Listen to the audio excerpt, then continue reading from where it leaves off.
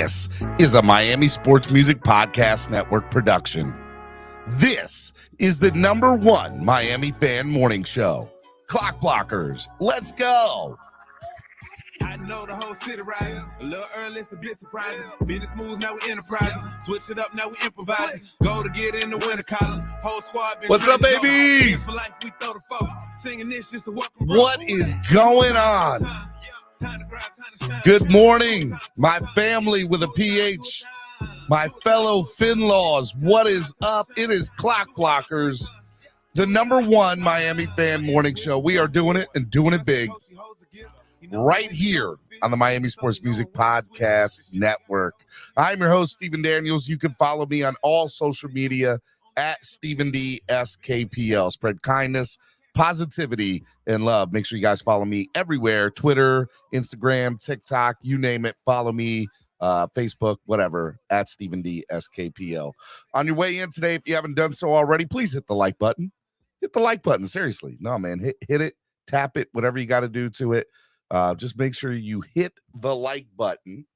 And yeah, it's free. It doesn't cost anything to hit the like button. I was watching a show last night and I had a bunch of New Yorkers on there. So everything was wicked hot, you know. No, that's Boston. Wicked hot is Boston. But the people were from Long Island. And you know how people from Long Island are. Anyways, make sure you hit the like button. Subscribe to the channel. When you do subscribe, make sure you hit the bell notification. Ding. Make sure you hit the bell notification. That way you get notified anytime Miami Sports Music goes live. Or anything that you need, just make sure you do it. Okay. Make sure you guys go do it. Subscribe to the channel. Make sure you hit the bell notification. Make sure you hit all. That way you get notified anytime you come on through. Hey, you can also follow Miami Sports Music everywhere at Miami Sports Music or on Twitter at MIA Sports Music. Okay, make sure you follow Miami Sports Music as well. Hey, look, if you want to sign up to become a member today, there are plenty of seats waiting at the table for you. I would love for you to sign up and become a member today. Can we get 2 new members to the channel? I would love to see 2 new members to the channel. It goes such a long way into helping the channel grow. And if you're able to do it, I mean, we have 3 different tiered, 3 different packages through YouTube. It's great. It's wonderful. Make sure you check it out. If you want to help the channel grow by donating, a few different ways you can do that. You can use whatchamacallit. You can use the YouTube live super chat, which is the $ below the bottom of the chat. You can also use Cash App or PayPal, which is $MSM Podcast Network, or use the QR code on the screen, or MSM Podcast Network. All right, make sure you guys do that. I want to give a big shout out to sponsors of the show, ZSM Sports. ZSM Sports, the #1 place to get your cards, jerseys, balls, and hard-to-find items. Make sure you follow ZSM Sports today. Lime Less is More events tickets. Lime tickets, we love them. Why is that? Because their prices are less than the competition, allowing you to have more fun. You need tickets to any of the Dolphins games this year? Lime is the way to go. Less is More events. Give them a call at 202-930-3533. Make sure you hit them up. Lime is absolutely amazing. We love them. They're awesome. They're a ticket broker site. They're a little bit different than those third-party people, but they have absolutely 0 service fees, and I've used them before. They can be trusted. I love them. They're absolutely great. Tail Greeter, download the app today on your current make sure you download the app today on your current Apple or Crapple or Android device. Make sure you guys do that. It's a big deal. And then, hey, look, if you download the app, just type in Baltimore Beatdown or type in Philly Finvasion or FedEx Takeover. Okay. We're doing those 3 awesome cities this year. We're having amazing setups for those. So make sure you guys have that in there. It's awesome. It's really good stuff. And we need to make sure that we get people going. So if you guys want to go to the Baltimore Beatdown, or you want to go to the Philly Finvasion, or you want to go to the FedEx Takeover, remember Miami Sports Music has your way to it on tailgreeter.com. So download the app today or go to the website.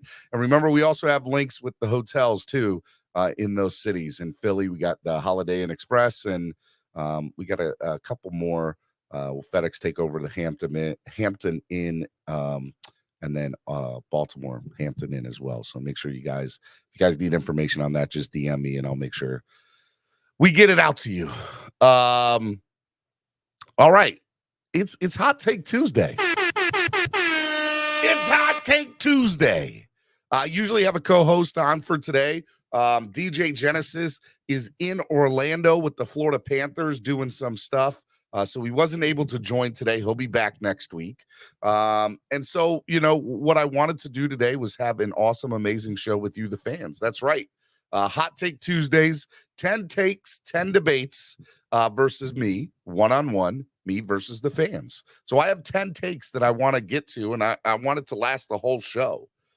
So if you see the link, there's a link to get up here. I need your patience because it's going to be a good, long, great show today. Okay. The link is pinned to the top of the page, or it's about to be. And get up and chill in the back for a while. Okay. And I will try to bring you on one at a time as we do it. And I'm going to try to get 4 or 5 people built up in the back before I get going. So in the meantime, let me say hello to the people in the chat, man. Who do I have in here today, man? Flava J was the first person in here this morning. Shout out to Flavor J. I appreciate it, man. It's going to be awesome. Cruz Ruiz says, good morning, people. Trucker Sean, Raul, Stephen D. Cook in Buffalo. Proud of you, man, and all the Dolphins Warriors, Shake Money, EMP, etc. Appreciate it, Raul. Thank you, man. Thank you. Corey Walker, good morning. Who else we got up in here? Marino's Goat. Vincent says, I'd love to debate, but I got a dash cam on my windshield of my truck. Hashtag CD life. Hey, man, I ain't mad at you, Vincent, but I appreciate you listening and the support, and I hope you enjoy your route today, driving your truck, man. Thank you for listening. It's awesome. Trucker Sean says, I remember those days. Who else we got up in here? Todd L. Todd Liberto. What's up, brother? How are you, man? Miss you. Hope everything's going well. The Godfather himself, the Finn father.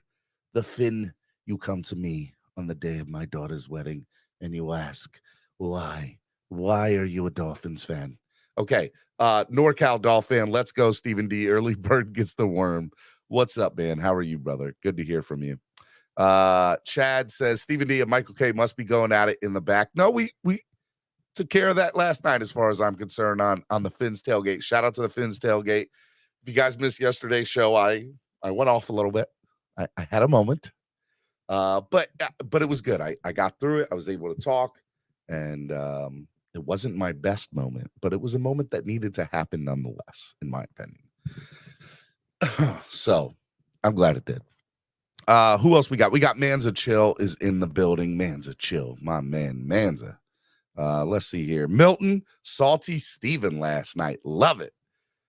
And it's so funny. People like when I cuss and when I go off. I that's so not me. I don't like being that guy. But man, sometimes you just got to go in. Sometimes you just got to go in and get people. Hey guys, while I'm going through this, hit up the link. I need to fill these spots up. Who wants to go one-on-one? I have 10 topics, 10 takes, and I need to go one-on-one with people. And they should last about 10 or 15 minutes each take. So we should have a really, really good show. So come on in. Get in the back. Let's do this, man. Let's do this. Come on. I need DolFANs. Get up in here. Let's see here. Hit the like button like a Cali cigar.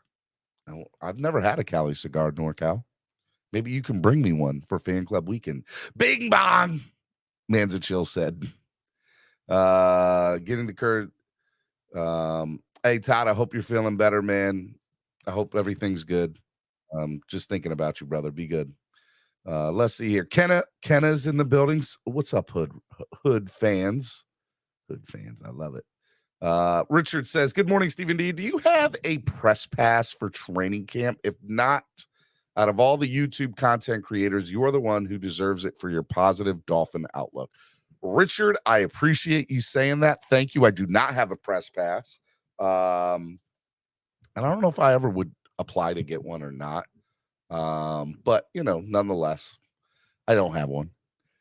It's funny. Everybody's asking me if I'm going to training camp. At the moment, that's a no, just because of how money is and how tight it is. But I can't lie. I have thought about it, and I've looked at flights from Baltimore to to South Florida. I want to go. I've never done training camp, so it should be good. We'll see what happens. Cruz said, when will the show start? It's starting now, Cruz. You take your time. Amanda said, if I don't make the show, I'm on the West Coast sleeping. You heard? I ain't mad at you, man. Wayne D Experience says, yo, it's here. Guys, football is back. Finmally. I like that. Finmally. I have to use that. Let's see here. Who else is up in here today? If you're going to all three Stephen D events, why not add Fan Club Week in 2023? From around the globe for Miami, 1 weekend with the Fins family. You got to go. If you're going to go to any game, that needs to be the game that you go to, okay? Because it's going to be awesome. Let's see, Joe, one-on-one with the great one in the voice of the Rock. The great one. I don't have a rock voice. I can't do the Rock. If you smell, see, I can't do it, Joe. What the Rock is cooking. All right. Let's see here. Ella Cruz hit a bomb yesterday. You heard? Yes, he did. Sure did. Freddie says, Buenos dias, fins up. What up, Freddie? Super excited. I like it.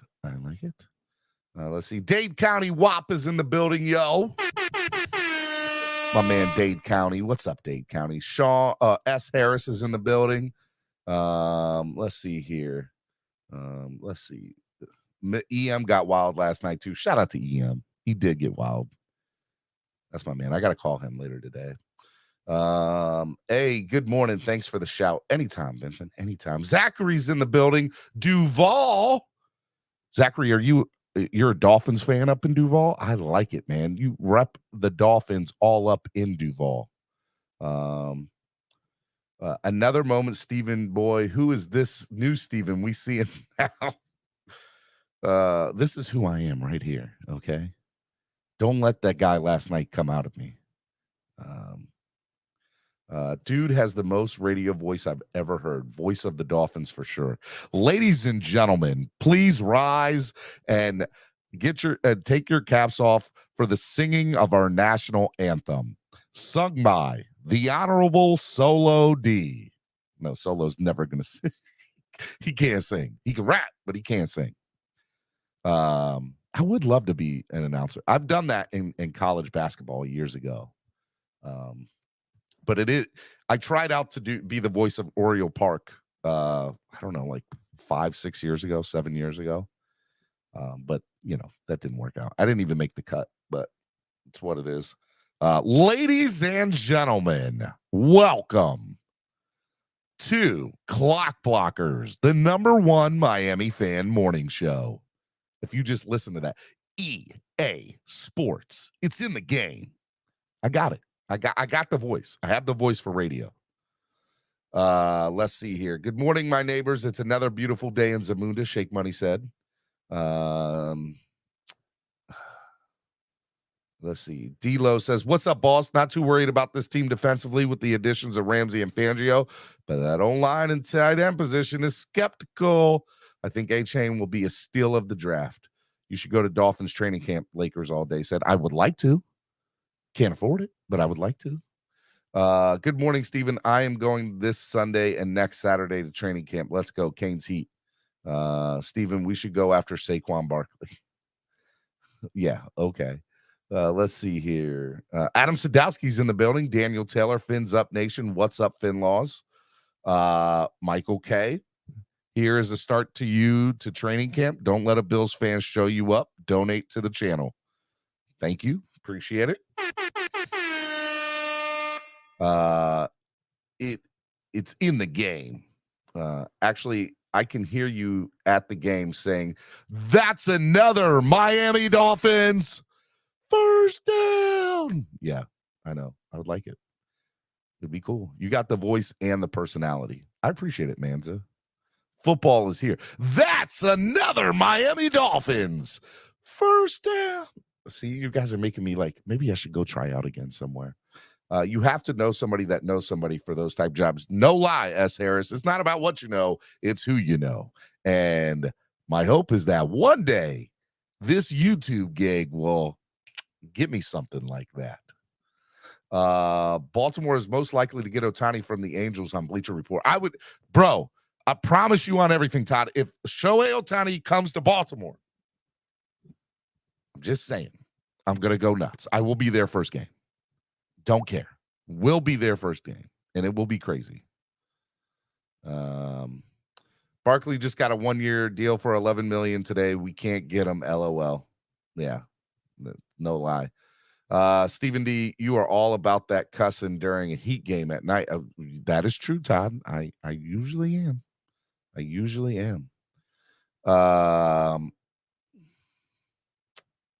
All right, let's see here. All right, I got I don't have anybody in the back except for one gentleman, a amazing gentleman that is. So he's going to be the first person I bring up.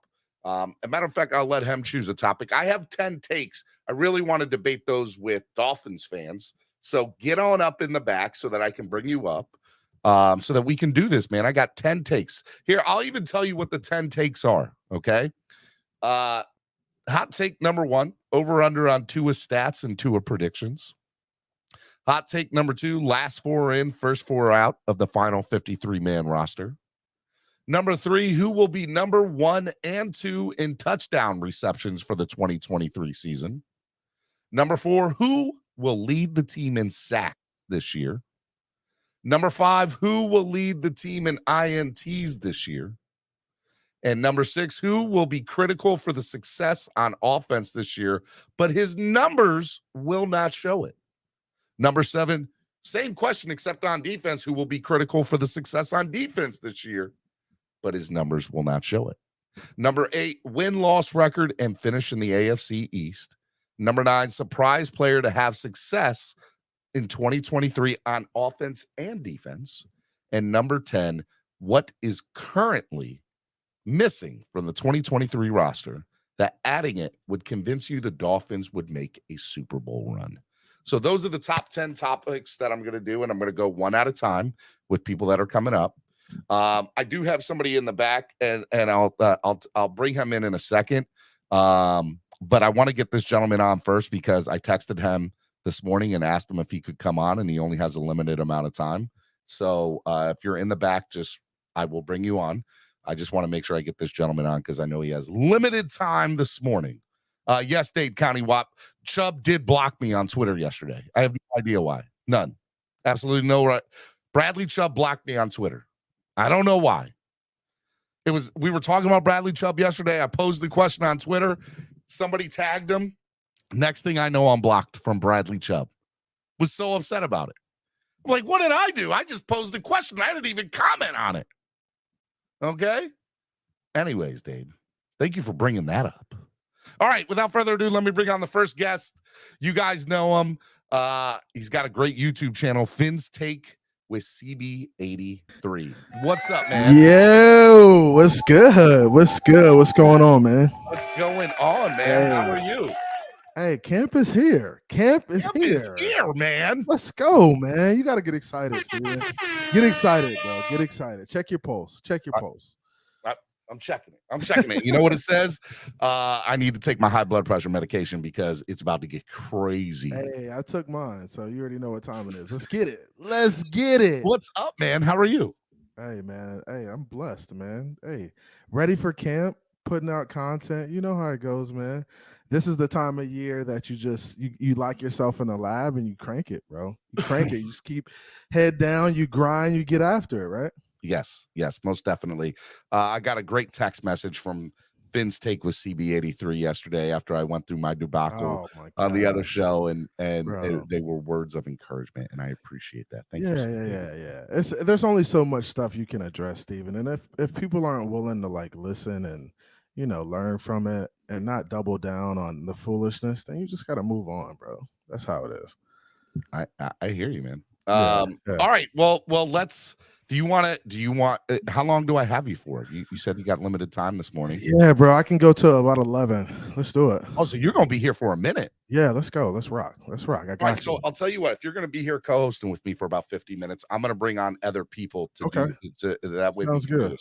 Sounds good. All right. So shout out to everybody in the chat. The homies in there, Raul P, Trucker Sean, all the homies, man. Yes, sir. Hey, by the way, real quick before I bring on the first person that I keep on saying I'm gonna bring on, what do you look forward most at the beginning of training camp, man? I mean, just the reports out of training camp. Hopefully I can get down there to kind of see some of that stuff myself. But I want to see where guys are lining up, who's running with the ones on the offensive line, like basically lineups, like who's getting the reps, who's going to be the ones and twos. I think that's really important coming out of the camp. Just seeing who's getting all the reps and stuff. Seeing who's making plays. That's important too. I love seeing the highlights from camp. Hopefully the Miami Dolphins kind of put out some good content and just keep us locked in and engaged with practice and things like that. Because, it could kind of be slow sometimes, but I mean, they're practicing every day. So, they're making plays out there. So if they can kind of give us some of that, I think that'll be good. I think everything Tua does is highly criticized, so I think they're really cautious about what they put out. But I just hope they let it rip this year and not worry about that. Just let's go, man. The kid can play. Let's see if we can get it done, man. Yeah, man. Look, this time of year is always fun for me because Twitter tends to be the #1 place to go to get all your updates right away. 2-3 years ago, it used to be where the beat reporters could really write anything they needed to on during training camp. They can't do that now. Yes, it's not the case anymore. Yeah. But it was always fun for me because I would always look at it and say, oh man, this is awesome. I get 90-yard, 80-yard pass or 5-yard screen pass or pass intercepted, and you're like for 2 hours on the show, you're just hitting refresh on Twitter. Let's go. You're trying to put it. You're trying to put it together, and that's what it is. The beat reporters are kind of just reporting what they see, tweeting what they see. They can't talk about lineups and where guys are playing. So no, they can't. Yeah.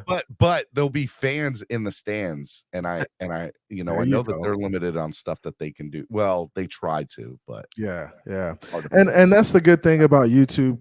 Content creators, we can go down there and actually give you, unbiased stuff in regards to what we're seeing, especially where guys are lining up, where they're practicing, whether they're with the ones or twos, how many reps they're getting. I think that's why you should always subscribe to the YouTube guys and follow their beat reporters, because you can kind of dissect the information and figure out, you can get a very accurate sense about what's going on between following all those people. Of course. All right, let's bring on the first guest, and we will do the first topic of the day. All right, first person we're going to bring on is good morning, Rashad. How are you? Good morning. Hey, man. How you doing? Rashad, what's good with you, bro? What's up, CV83? How you doing today, Steven? I've seen you got blocked like a bad habit, brother. Man, hey, look, I thought Gesicki was the only one out here blocking people, and now I realize Bradley Chubb's doing the same, man. Hey, why Chubb do you like that, bro? Why do you like that? Dude, I have no idea why Bradley Chubb blocked me. I didn't say anything bad about the guy. As a matter of fact, I have said clearly on the channel multiple times, I'm an advocate, and I think he's going to be great this year. I guess it's because you posed the question, though, and that sucks, though, for him to even be like that, for you posing the question. What was the question again, Steven? The question I had posed on Twitter because of the conversation that sparked yesterday, right? Was where's it at? I want to make sure I say it right. I said what? I retweeted some of the stuff. Would you rather have Bradley Chubb or Khalil Mack right now? Bradley Chubb or Khalil Mack right now? I'm definitely taking Chubb, though. I don't think that's even a question. I mean, I know I'm taking Chubb 10 out of 10 times. Yeah. And I said that yesterday. But I wanted to know what the rest of Twitter thought, Dolphins Twitter thought. And I didn't even tag Bradley Chubb or Khalil Mack, and I still got Hey, friendly fire. friendly fire They out here just snipes. blocking people for no Snipes. reason. That's Don't crazy. understand it, man. That's All right, crazy. Rashad. You ready to go for the first? Rashad, where did Rashad go? Hey, you got a couple Bills fans in here donating, man. You see the I saw I him? did. I Okay. had Vasasaur Sunday Bills backer, which is Michael K. Oh, that's Michael K. He's That's still Michael K. still on here donating. Okay, He's Michael still in K. here donating. He said being blocked for no reason doesn't feel good, does it? So I think his thing I think somebody deleted that, which is why I didn't see it at first till you just said it, and I had to go to the start thing. Okay. But Michael K, I don't have an issue with you. I don't have an issue with Bill fans, but the way you approach Stephen D in regards to his platform and how he conducts his platform, it's his responsibility to do that. I don't think it's fair for you as a fan of the show to come in and try to dictate how he does things, right? So that's just my thing. Like, if you want to create a show and do things your way, right? You feel free, Michael K. If you have the wherewithal to get it done, come up with a show, create a show, and do it your way. But I think it's just not fair for you to dictate how another man conducts his business on his platform. And it's kind of corny for you to be doing that. Very corny and goofy. So that's just my take on it, and we'll move on. Man. I said my piece yesterday. I don't need to speak on it no more. As far as I'm concerned, me and him are good, and we're past it. So that's cool. That's cool. All right, I need somebody to come in the back. Rashad was just up here. Rashad was having some audio issues, I guess. So I need somebody. I can't do this without a fan. Okay, let's go. Until a fan gets up here, I cannot start this. This Get is a up show here. that's made for the fans, by the fans. Get up here. Cap, where you at? Give you a topic to debate with me. Cap, Trucker, Sean, S. Harris, Lewis, on, man. Jump up here. Wayne D. All right. Oh, there we go. We got There we go. Good morning, Todd. Good morning. I can come on before I head to work for a little bit. Todd, what's good? Feel better, dude. Feel better. Man? Don't be out here trying to do craziness, man. Don't be trying to do those tricks. All I did was step off the step, and I guess I sprained my meniscus in my left knee, and they said it could be torn. I got to go get an MRI. That's what I said last time. You know, being it's called getting old. Around, okay, it's not a getting old. Look, okay, just take a Blue Chew and you're good to go. Not the blues. Oh, damn, Steve. Steven, did you see the picture I sent you of the other Steven on YouTube? I did, dude. There's another guy who looks very similar to me. I'm sorry I didn't respond. And Todd, you can tell me, you can say to people that try to get in touch with me on social media or text, sometimes I don't always respond, but I do see it. So, well, for the most part, I see it. There's some I don't. So I apologize if I do not respond. I look at him like, wait, that looks like Stephen D. All the time. All right, Todd, you ready for the first thing? Go ahead. All right. First topic in debate of the day. Number one, over under on Tua stats and Tua predictions for this year. All right. So we're going to go around the horn and we're going to talk and we're going to debate and we're going to dissect. Over under 4,700 passing yards this year for Tua. Jeez. Over under. Todd, go ahead. I'll let you. Todd, you're first. Oh, Lord. Listen, I think Tua's going to have a great year, so don't get me wrong. But I think they're going to go a little bit more in the run, so I'm going to have to stay a little bit on the under. You're going to think it's going to be on the under? Yep, just a little bit. I think they're going to handle the run more. CBA3, what's your take? 4,700 over under. How many yards did Tua have last year? That's a good question. Let's find that out real quick. Tua Tagovailoa, his numbers last year. See, now that's cheating now. See, I didn't get that. That's cheating. We'll let you go again. We'll let you go 3,548 yards. But I believe that if he plays all the games, he can easily get, more than that. Easily. I'm gonna say over. I'm going over. 4,700 taking the over. Let's go, man. I think so. I think the offense will be that explosive to where he can get over 4,700. We still run the ball and be efficient in the run game. And because I expect the receivers to get a lot of yards. I expect Tyreek to be over 1,500. I expect Waddle to be maybe over 1,500 too. So we'll Hey, see. don't get into all that. We got other stuff to talk about. Let's go. I'm excited. That's over for me. But here's what I think. I think that Tua's gonna have an opportunity to be right there at 4,700 as long as he stays healthy. Oh yeah, right? that's no Health doubt. is the most important thing for Tua. No doubt. The numbers, as long as he's on the field, they will come. And I believe that they'll come with 250, a few 300. Well, how many games did he miss last year? Missed 5. He missed 5 games. Stephen D, what is that 4,700 breakdown per game? Let's do it. Let's do the math. 4,700. Are you doing the math? Yeah, I got you. So it's what is it? 3,500 divided by how many games? No, it's 17 games. No, he didn't play 17 though. No. I'm saying the 47. Oh, okay. Oh, okay. You said the 47. It's 276 yards per game. Yeah. Yeah, 276. Well, then I guess I'm gonna have to change and go over. Going by that, because I think he'll get about 300 yards a game. That's crazy. Honestly, a lot of NFL quarterbacks don't average 300 yards a game. Here's my thought process, gentlemen. The roster is clearly there for him to accomplish 4,700 yards.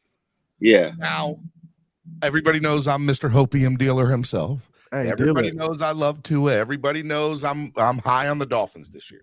Deal it, baby. But I am also somebody who I also need to see it. And until I see it, I don't know if I could put my name behind it, right? Yeah. So I'll say this. He has yet to play a full season yet. And until Tua does, which I believe that he can, just mind you, I believe that he can, but until he does, I'm taking the under of 4,700 yards because he hasn't done it yet. And 275 yards per game he can do. The weapons are clearly enough there. I'm just gonna have to go with the under. It's gonna be 4,700. I'm taking the under. I am so hoping he only plays 16 games this year. Because we have the number 1 seed clinched or the number 2 seed clinched, and he can miss the last game. That 17th game. Yeah, yep, that'd be nice. It would be. It would be nice. We'll let Skylar Thompson or Mike White play that 17th game. Yeah, that's what I'm hoping for. Yeah, I would be happy with that 16, and then the 17th he can sit back and relax.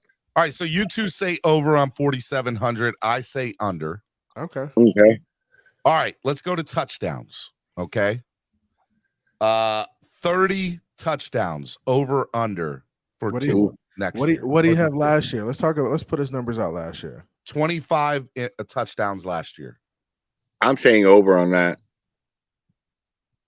Definitely over, bro. Definitely over. And I think a big part of that's going to be A-Chain in the backfield, coming out the backfield. 30 touchdowns is attainable. For sure. No, it's 100% attainable, right?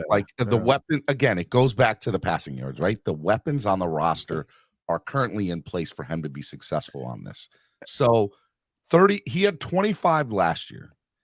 In the first year of an offense, learning everything and being hurt a third of the year. And I think you make a really good point there, Stephen, when you say first year in the offense. This is his second year, right? So you can expect a better Tua. You can expect a more efficient offense, and guys just more locked in. So I think the offense could be more efficient. It's not just the second year for him in the offense. You got Waddle coming in. Everybody, everybody along the line. I'll say this, man. I will say that when it comes to it, I believe that when it comes to the touchdowns, 30 being the over-under, I'm taking the over, and I'm taking the over big because there's so many weapons on this football team, and he's going into his sophomore year in this offense. Definitely. And a lot of the same personnel, okay? It's not like there's new personnel that's coming in here. So a lot of these guys, the chemistry's there already. They already know each other. They know their timing. They know how it works. And now they're even more confident because they know that it can be executed at a high level. I mean, And not just that. I'm gonna say way over 30. I don't even think it's gonna be like 31 or 32. I think it's going to Hey, be way over. Hey, Over. Stephen, You you thinking, also so have you to, thinking 40? That's what you think. you also have to. I'm 40 You probably also have to include, Stephen, you also have to include our much improved defense with and how it's going to be looking at takeaways. Yep. You're going to get a lot of short fields. Yeah, I mean, look, I still believe it'll be under 4,700 yards for multiple reasons. And part of that is kind of what Todd touched on a little bit ago is the running game is going to be more effective this year, right? And so you have to understand that, but that doesn't mean that the touchdowns are going to go down. I believe Devon A-Chain is going to have a monster year, and part of it will be passing or receiving touchdowns, not just rushing them. So look, I think it's going to be way over 30. I think it's going to be closer to 40, but with him having 25 last year, I made the over under 30. I thought that was fair. So I had that there. Yeah, and Steven, I think we missed out on a lot of red zone opportunities last year. And I think we're going to be better in the red zone this year. We'll be more efficient. So I'm taking the over on that too, because I see him getting more touchdowns. And I think if he went back and looked at that film, he said, "Hey, I missed one there. I should have took that shot." And he'll make those plays this year. Second year in the offense for sure. All right, let's go to interceptions. Last year, Tua threw 8 interceptions in 13 games. So I'm making the over-under this year 11. Over-under interceptions, 11 interceptions for Tua this year. Todd, you're first. Todd, you're first. I'm going to go under. I think the understanding of the offense, second year, and the separation all our receivers can give us is going to make it a little bit easier in having a running game. Okay. CB? 11 interceptions. I think he'll be under, and I'm going to say that because I think he'll be more comfortable in the offense. And when you look at it, he had 3 in one game, and I just don't think that was indicative of his, his play, right? And he had 2 in another game. So I think his turnovers were way down last year, especially early in the year. I think he protected the ball really well. I think he'll do the same thing this year, and he'll be more comfortable. So I'm going with the under on 11. I think he'll be around 10. Here's my thought process. One of the things of all the knocks that Tua has, right? One of them is not that he's not smart with the football. He's very smart with the football. He's very conservative, but he's very smart with the football. And so he doesn't make a lot of mistakes. Yeah, he tends not to. Yeah. Does he hold the ball too long? Maybe he does there, but that's that's a totally other different conversation. So I'll say from 11 being the over under and him going to have more success this year and him practicing against arguably the best defense in the NFL. Very good point. Every day for the next 8 weeks he's going to. Very good point. I think it's under. I think he's going to have over 40 touchdowns. I think he's going to be the MVP this year. You talking now, boy. I think he can be the MVP this year. Hey, you talking now. You talking. And the only reason I'm not going 4,700 and over is because of the run game is going to be an integral part, and I still need to see him play all 17 games. Hey, wouldn't that be sweet? MVP and comeback player of the year. I mean, yeah, 100%. And he can do it too. He could most definitely do it. Yeah, he was on the trajectory. He was almost there. He was almost there. Look, he was a MVP candidate for over half the year last year, and there's no reason to think that he can't be this year. So, I'm taking the under on interceptions. Well, even for that half year that he was, it was only him and Mahomes and nobody else close. Yep. You're right about that. 100%. And the funny part is, like, looking at good quarterbacks around the league, most of them are very smart with the football. It's very you know how many times we always saw the stat when Brady finally threw an interception against us. It would be Brady hasn't thrown an interception in 121 games, or 110, or it was something stupid like that, or it wasn't games. It was like 110 offensive possessions or something like that. He hasn't thrown an interception, some ridiculous stat, but it was always like that with Peyton Manning or Tom Brady. But when you faced like Brett Favre or you faced Ben Roethlisberger, they always threw a lot of interceptions, I thought, but they made up for it in the latter part of the game. But I'll say this, I think Tua is very smart with the football. Yeah. And I think he's going to be right at 10 interceptions this year. He could have 11, but I want to take the under. I think it's smart to take the under there. All right, Miami Sports Music's #1 Miami fan morning show, Clock Blockers, right here on the Miami Sports Music Podcast Network.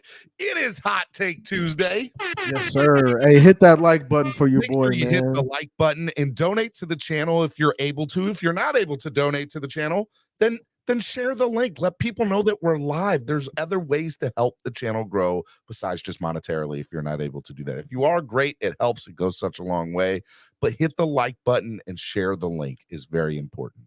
Yes, sir. All right, we are doing 10 takes today, and we are debating them and going one-on-one, and that is what we're doing for Hot Take Tuesday. So right now, Todd is the first person with me, and we're not quite finished with #1 yet, but if you want to be the #2 person in the second Hot Take and debate, get up. The link is pinned to the top of the chat. Get up in here. I need somebody for the second Hot Take and the second debate, and you can get up in here with me. All right.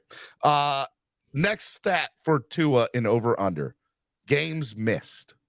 How many games will Tua miss in 2023 in the 2023 season?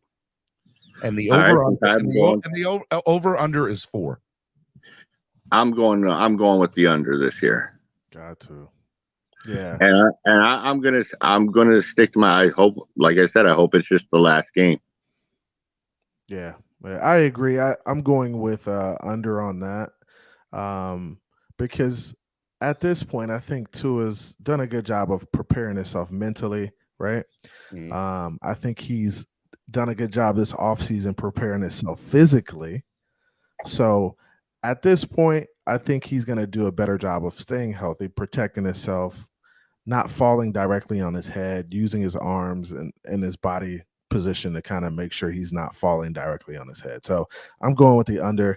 He plays hopefully all 16, 17 games, and hey, we're a playoff team and we go in ready to take that thing. And to add on to that, I think him being more comfortable in the offense gives him more confidence. I can get it on the next down. True. And he will be more apt to throw it away than take the hit. Oh my God. Wow.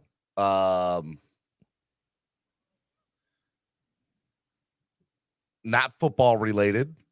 Very shocking to my system right now. Breaking news, sad news. We don't know how sad, but it's not good.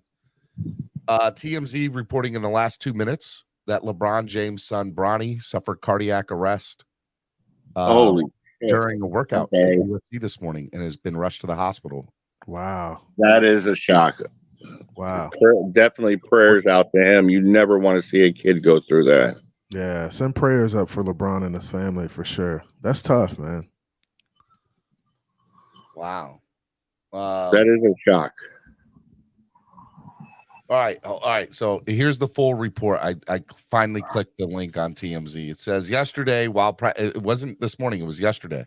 While practicing, Bronny James suffered a cardiac arrest. Medical staff was able to treat Bronny and take him to the hospital. He is now in stable condition and no longer in ICU. We ask for respect and privacy for the James family, and we will update the media when there is more information. So that's great news. As long as he's stable, man. That's tough. Dude, I saw that and was just like, you guys know how I feel about LeBron. So yeah. It doesn't matter as a parent, you feel that one. Yeah. 100%. So kids, man. My hope is that he's okay, and his health is the most important thing. Selfishly, I do want him to be okay to still play, and because I want to see Bronny play, and I'm excited to see his career and what it can be. So We'll see what happens. But it'll be interesting. Wow. I hope he's okay. I hope he's fine and he keeps going. So That's tough. Yeah, exactly. We'll have to see how that goes. All right, let me get back on track. Let's get where we were at. We were talking about Tua Tagovailoa's games missed. The over under being 4. You guys both took the under. I think I'm going to. It's tough for me to say the under, guys. I want to say the under for Tua. Yeah, I want that to be true. Of course we do. We all do. But Tua hasn't shown me that he can do it yet. And that's my biggest problem with him. Mm-hmm. Tua has all the skills in the world to be an MVP quarterback of this league. Tua has all the skills in the world to win us a Super Bowl as long as he's healthy in this league. Tua can literally do anything that a great quarterback needs to do to be successful in this league. The one question mark that we have about him, and it's rightfully so, is can he stay healthy? Yeah. And he hasn't done it in his entire career. And so I need to see that he can stay healthy for his entire career, because year 1, he played 9 games or 10 games. Year 2, he played 13 games, and last year he played 13 games. Year 1, how many games did he miss? Well, he started 9. He started 9 games that first year. Okay. So he started 9. So he played the full year. He just played the full year, yes. He didn't play the first half of the year. And that's because he didn't start until the bye week, because he was coming back from the hip in college. Exactly. So, I mean, that's interesting. I like that point that you say about him, because people say that. Like, people say he hasn't played a full season. Well, he did play his rookie season. He played all the way through. I mean, his second year is when he had a couple injuries, the rib injury, the finger situation like that. And then this past year, he had the concussions, right? So I don't know. I when I look at that first year, I think he stayed healthy through his first year, right? And then that second year, he took some nicks. The third year, you're dealing with concussions. So that's how I have to admit, ignorantly, I associate with him in that first year that he's not played a full season healthy. The reality is he was healthy that first full season. He was. So, with that being said, understanding what happened last year, understanding the freak injury in year 2, right? I'm going to say under, because I want it to be true. Yeah. But I still haven't seen it yet. But I'll say under. Yeah. And I hope he's done with injuries, But that's a big hope, and that's a big if. And you are the dealer of hopium. Yeah. And I think the best ability is availability, right? For your quarterback to be available. So when you look at it, last year, the concussions, the year before, like nagging small injuries, I think he's kind of dealt with in everything you can deal with from an injury perspective, right? So I think coming into this year, he's dealt with the mental, not having the confidence. He's dealt with the physical, being injured in multiple areas. And now I think timing is everything, right? Yeah. And, you come into the season, I think you got the perfect team, the perfect coach for you, the perfect defensive staff to kind of, elevate this team. And I think it's all coming to fruition now, and this year. And he's going to have an opportunity to really cement himself as one of the best quarterbacks in the NFL. All you got to do is go out there and win. And what I think about Tua is that he knows he's better than a lot of these guys that he's playing against. I agree. He knows he's better than Justin Herbert. His confidence is there, and a big part of that is because Mike McDaniel. Mike McDaniel and Tyreek Hill have a big part of why Tua's confidence is up and why his self-esteem is up, because let's be honest with ourselves. If he had to endure another year of what he dealt with in his first 2, I don't know. He might have retired. He might have been out the league. Yeah. And that's the thing about confidence. Some people are going to look at that as, is he that weak. fragile? Is he that weak? No, I think some people just need certain motivation to be successful. And sometimes it can be the littlest thing as somebody that is right or directly close to you saying, I believe in you. I got you. But through all that crap he went through, he still has a winning record. Yeah, he's still a winner. And I think when he looks at other quarterbacks, he's like, damn, man, I'm a good quarterback. I've beat these guys on every level. I've beat Justin Herbert. I beat out Jalen Hurts. I think he really thinks he's a better quarterback than these guys. So now all he has to do is stay healthy and get out there and prove it. And that's it. That's it at this point. All right, next on the over-under for number one here is rushing yards for Tua. One of the things that most successful quarterbacks do in the NFL is they extend plays and extend drives themselves. Patrick Mahomes is known for this. Josh Allen is known for this. Lamar Jackson is known for this. And Jalen Hurts and almost every successful quarterback has some sort of rushing game to their arsenal that can help them extend drives. I think in order for Tua to be able to take that next step, and this is what scares me about him being healthy for with the over-under being 4 games, is him extending these drives and taking, some of the hits that he's taking.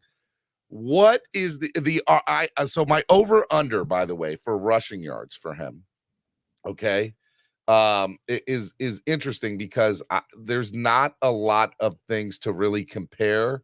What did he rush? What did he rush for last year? Well, so rushing yards last year, he rushed for 70 yards. And the year before that was 128. And the year before that was 109. And he had no rushing touchdowns last year. My thought process is this, and I'll put rushing touchdowns in the same thing here too. Okay. So the over-under for rushing yards, I'm having at 175 yards. Ooh, okay. That's a lot. That is a lot. Okay. And the touchdowns I have at the over-under as 2 because he didn't have any last year and he had 3 each in the 2 seasons before that. So 175 yards for Tua rushing this year over-under and 2 touchdowns over-under rushing for Tua. I'm going to have to say under on the rushing yards because the offense is not set up for that. Okay. It's a quick strike. Hit your man when he gets open. It shouldn't be a lot of running around in the backfield trying to extend the play. That's not the way the offense is designed.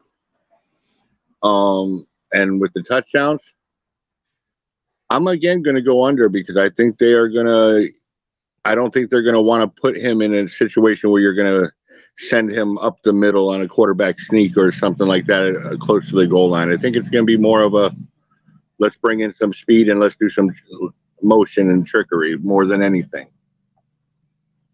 CB? So I'm definitely going with under on the rushing yards. I think that's a bit high.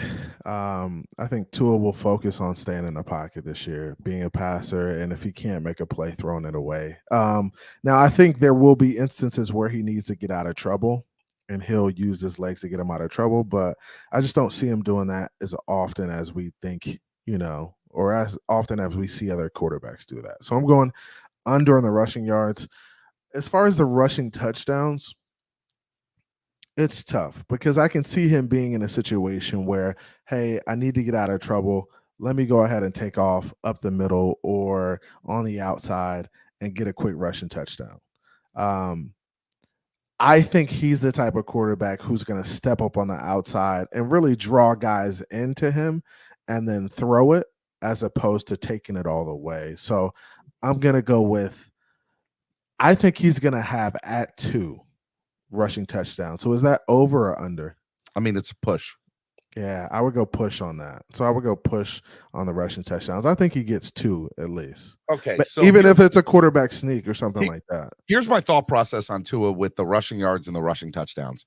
I think in order for Tua to really be as successful as we need him to be this year and to make this Super Bowl run, I think he needs to be over on both of them. I think he needs to have more than 175 yards rushing. You got to think last year he only played 13 games and only had 70 yards rushing. In an extra 5 games, is he getting an extra 100 yards rushing? I think he will. I think he will.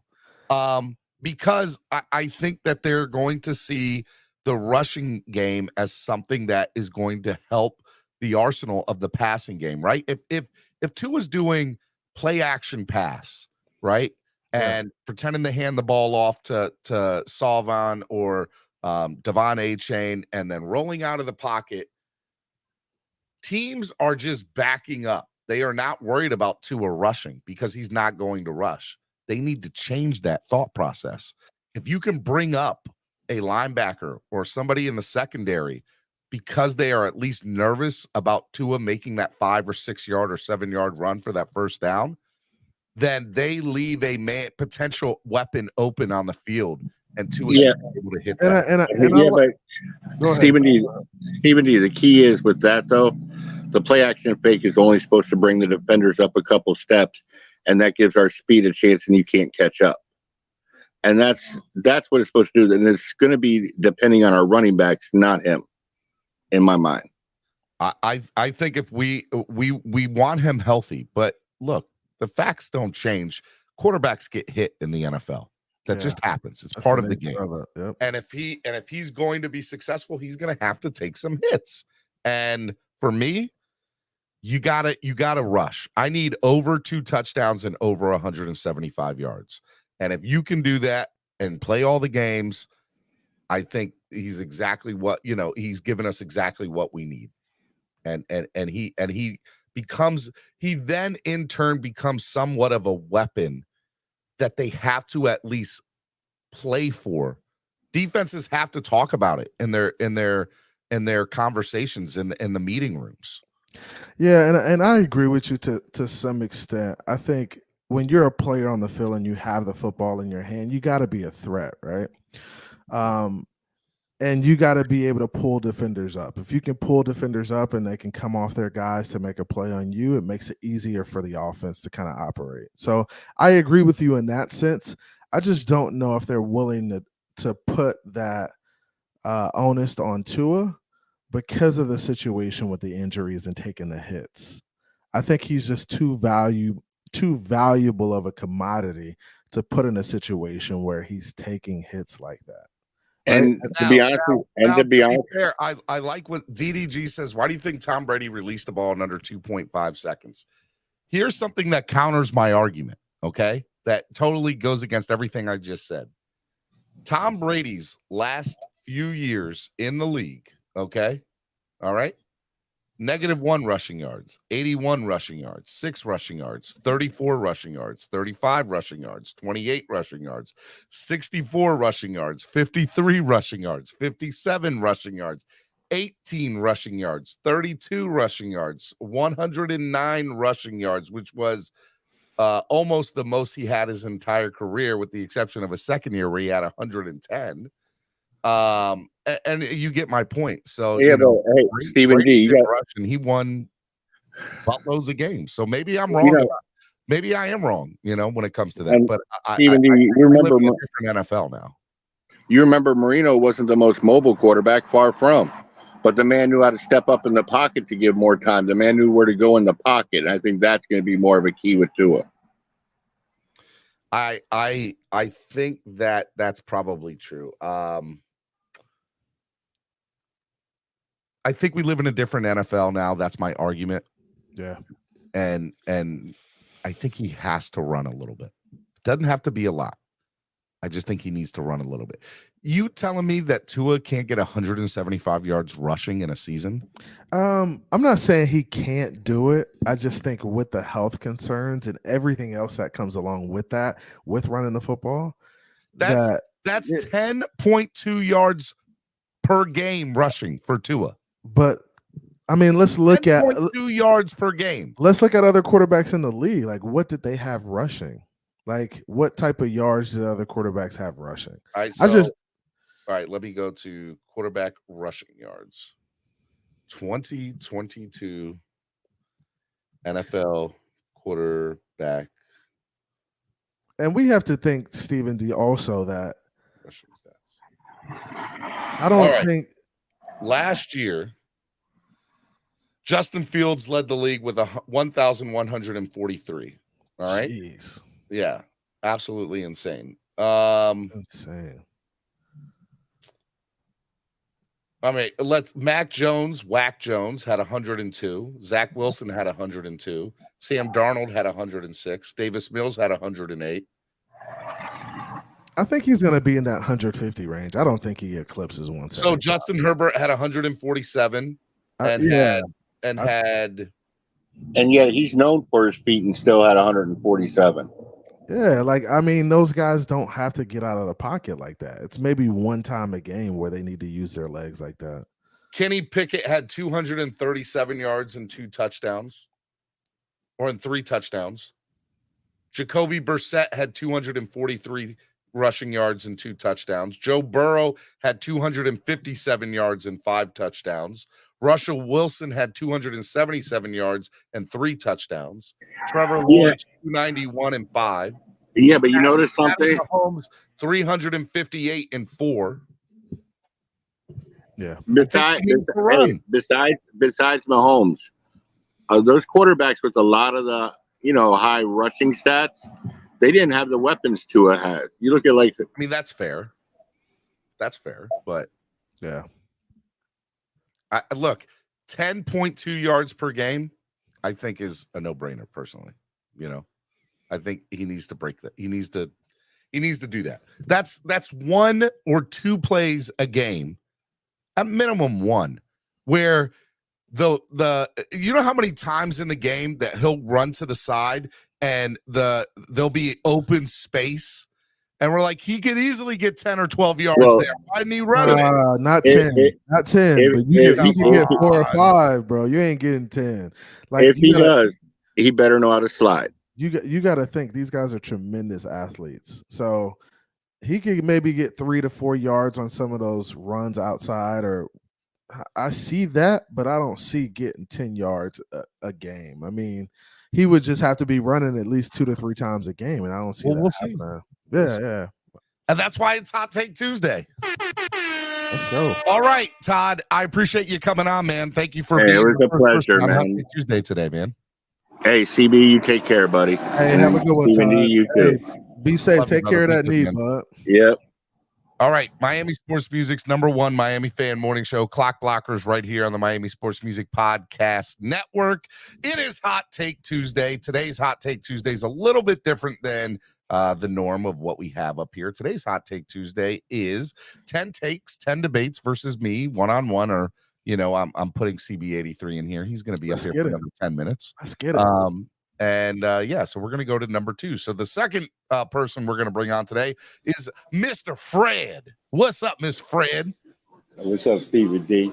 How are you, my friend? Fred, what's good with you, man? You been all right? I'm good. Yeah, I've been good. I've been good. Thanks for asking. That's a beautiful Mr. Fred, do you have a computer in front of you or a way to look at the roster in front of you? No, I don't. Okay. All right. Well, I will skip number 2 and come back to it with somebody who is able to do that because it's a little bit more complex. Okay. So we'll go to number 3 and come back to number 2. Okay. All right. So number 3 question, and we're doing this for Mr. Fred since he's up here, is who will be number 1 and 2 in touchdown receptions for the 2023 season for the Miami Dolphins?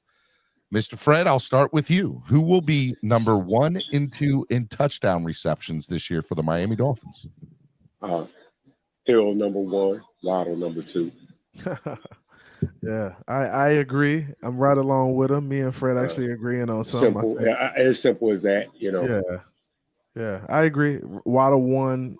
Not Waddle 1, but Tyreek 1, and then Waddle number 2. So I think that's where we're at on touchdowns. I think Tyreek is number 1, 100%. But for me, I wanted to go. The reason I had this is because I don't know if Waddle will be number 2. I think, obviously that's there as an opportunity. Yeah. But you got to remember, number 1 and number 2 on most NFL teams are being covered by the best defensive backs in the league, which leaves your number 3 to play against a mediocre person in the secondary for most teams. And most secondaries are not stacked the way that ours are, or maybe Buffalo's, or maybe Dallas's. But most teams don't necessarily have a stocked or stacked secondary. So for me, the number 3 on our team is going to have the most touchdown, or second most touchdowns on the team this year. Now, who that person's going to be? Who's the 3? Who's the 3? You know, for me, there's a couple of people that could be number 3. Let's talk about them. Number 1, Robbie Chosen. I think Robbie Chosen has such a great opportunity here with us to be the number 2 in touchdown receptions, because he is a better than average wide receiver. Let's be fair about that, right? He's good. He's good. And now he, for the first time in his career, he's not the 1 or the 2. He's never been anywhere where he's not the 1 or the 2. So he could fly under the radar. He's going to fly under the radar.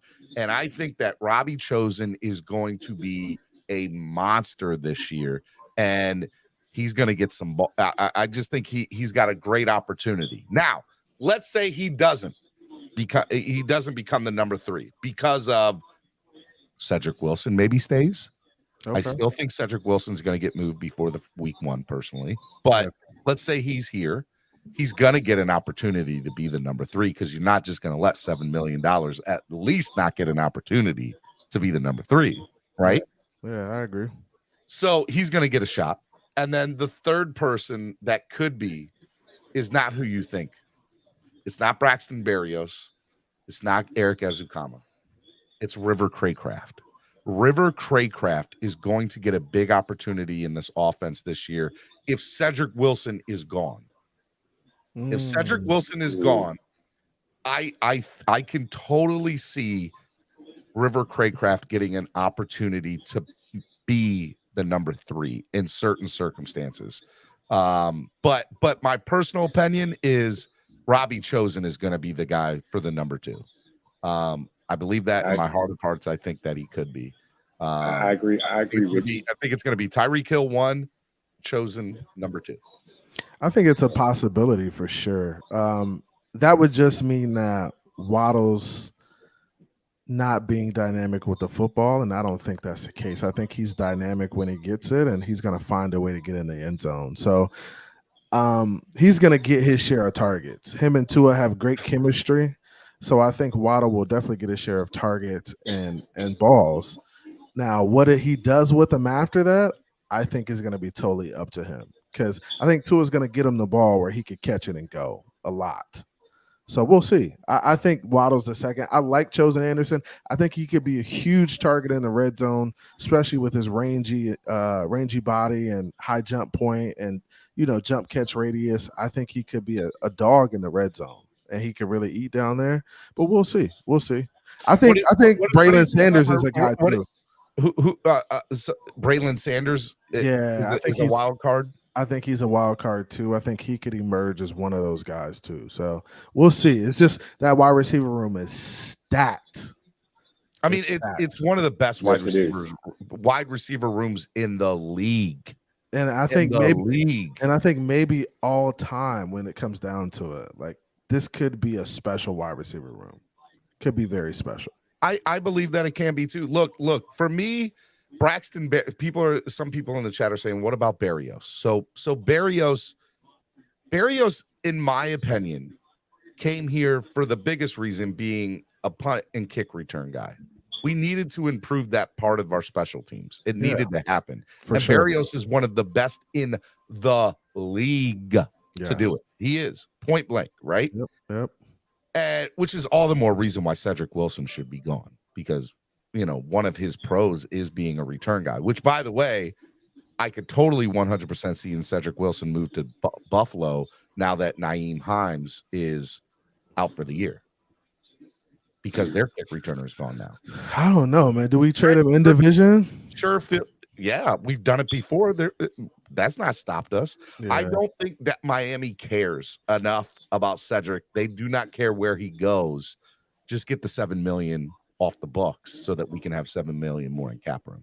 I don't care. Yeah, I go with that. I go with that. And as far as Berrios is concerned, Berrios is a wild card from a standpoint of he looks like Wes Welker. right? And who's our wide receiver coach? Wes Welker, right? Yeah. So Yeah. there's the outside chance that he learns from yeah. a GOAT that's very similar to him in stature, that's very similar to him in physicality. And all of a sudden, now he's learning from him, one of the best in the business. And he also, by the way, Wes Welker never had Tyreek Hill and Jalen Waddle on any of his teams. to open it up. Maybe for it him. is Yeah. an opportunity for Berrios to be a great slot guy. But I will say this. To me, it's Chosen. Then it's Cedric if he's still here. And then it's River Craycraft. I think River Craycraft, I'm sorry, I think McDaniel loves the kid. And I think he's going to find ways to utilize him in this offense and give him opportunities to score touchdowns. He's not going to get a lot of opportunities to get receiving yards. But, man, put him in red zone situations. River Craycraft is a monster. He goes up with the best of them. And he doesn't look like he can, but he does.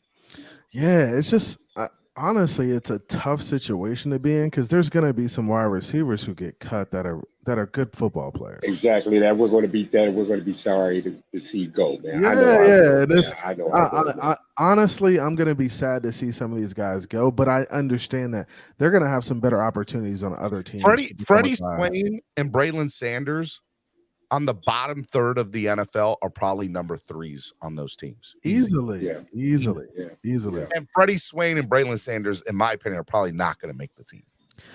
And what's crazy is Braylon Sanders is a really good player. My cousin Elijah played with him at Ole Miss, and he speaks highly of the kid. He says he's a dog. He's probably one of the best receivers in the room. He's just got to get the opportunity. So it's going to be tough, man. It really is going to be a tough situation as far as the wide receiver cuts go. But, you know, how those guys can find their way on the roster is getting on special teams. Like, they got to become gunners. They got to become guys that are going to play on special teams and be, you know, effective in that phase of the game also. All right, so you're sticking with Waddle. You're both going to stick with Waddle as your number 2 for touchdown. Yeah. And I'm going with Chosen Anderson. I think Chosen is going to be the number 2 in touchdowns this year. Yeah, we'll see who's right at the end of the year. Solid take. I like it. All right, Fred. Thank you for coming on, brother. I appreciate it, man. All right, no problem, man. Hey, great seeing you, Fred. I had a good time. You too, CBA3, man. You guys be cool, man. Keep up the great work. Thank you so much. Thanks, bro. Miami Sports Music's #1 Miami fan morning show, Clock Blockers, right here on the Miami Sports Music Podcast Network. It is the top of the hour. We've been through, I know it says 3 on here, but we just skipped over number 2. The next person who comes on, I want them to have a roster in front of them because the next one's going to take a roster in front of you in order to answer that question. I got CB83 here. I don't know for how much longer because we're at the top of the hour. Whenever you got to get out, you let me know. Yeah, I got to rock, bro. You got to rock? Okay. Yeah. Tell the people where they can find all your stuff, man. Hey, be sure to check me out, FinTech with CB83. We'll be going live often. I'll be getting down to training camp too, Steven, so we can kind of share some content in regards to that. Yeah. And just kind of get after it, man. It's a beautiful time of year. Football is back, and we get to see the Dolphins really go out and try to pursue getting this ring. When are you heading down to training camp? So I have tickets for every day, but I may try to get down this weekend, or I'm going to get down August 3rd through the 5th. The 5th is the scrimmage, so I do want to be there for the scrimmage. And the 3rd, 4th, and 5th. That's the plan. So coming up in a couple weeks. Maybe I'll try to come down for that. I don't know. Bro, come down. Let's go. Let's do it. I'm gonna try. Let's rock. Let's rock, Steven. I'm gonna look into it. What the flight's looking like? Are they high right now? Like I need to be sleeping on somebody's couch. Oh, that's what I'm doing. I'm crashing. Bro. I'm like, I can't afford nothing else except going and sleeping on somebody's couch. These airline prices are ridiculous. So I went last year. I went last year. It was fun, bro. 2 years ago, I could get a one-way ticket from BWI to Fort Lauderdale for $69, $74. This year, it's like $170 for one way. Dang, bro. In 2 years, they went up that much. right? These So airline that prices adds are up. crazy. You go back and forth enough, that adds up very quickly. It does. Support, guys. Support. If you help support, Steven can do cool stuff like that, man. And that's what I want people to understand. They think, we're just after it for the money. We want to be able to do cool things.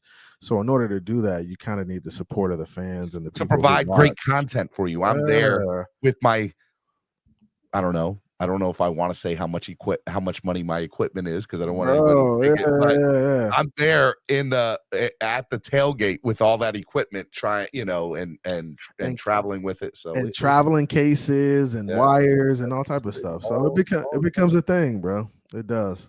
Thank you for your support, man. I appreciate your words yesterday, man. They helped me get through bro. yesterday. Appreciate it, brother. Always, bro. I appreciate you having me. Check me out, FinTech with CB83. You know how we get down over there. You know we have a good time. Hey, Steven, we'll be collabing on some stuff, so I'm looking forward to kind of, getting it going. The season is here, bro. Your tailgates are going to be crazy. Yeah, dude, it's a tailgate bro. Game. Tail greeter killing the game. Yeah, bro. Looking forward to it, bro. It's going to be crazy. All right, man. I appreciate it, CB83. Be good. All right, thanks for having me, bro. All right, no problem. All right, Miami Sports Music's #1 Miami fan morning show. Guys, I need you up here, okay? I need you to come up. I can't finish the rest of the 8 topics without people to get up here, okay? Come on. I need somebody that can get up here and do it, man. Get them out of here. The show's losing cred. El Capitan is funny. El Capitan, get up here, man. I got 8 more topics and debates to hit with y'all on Hot Take Tuesday.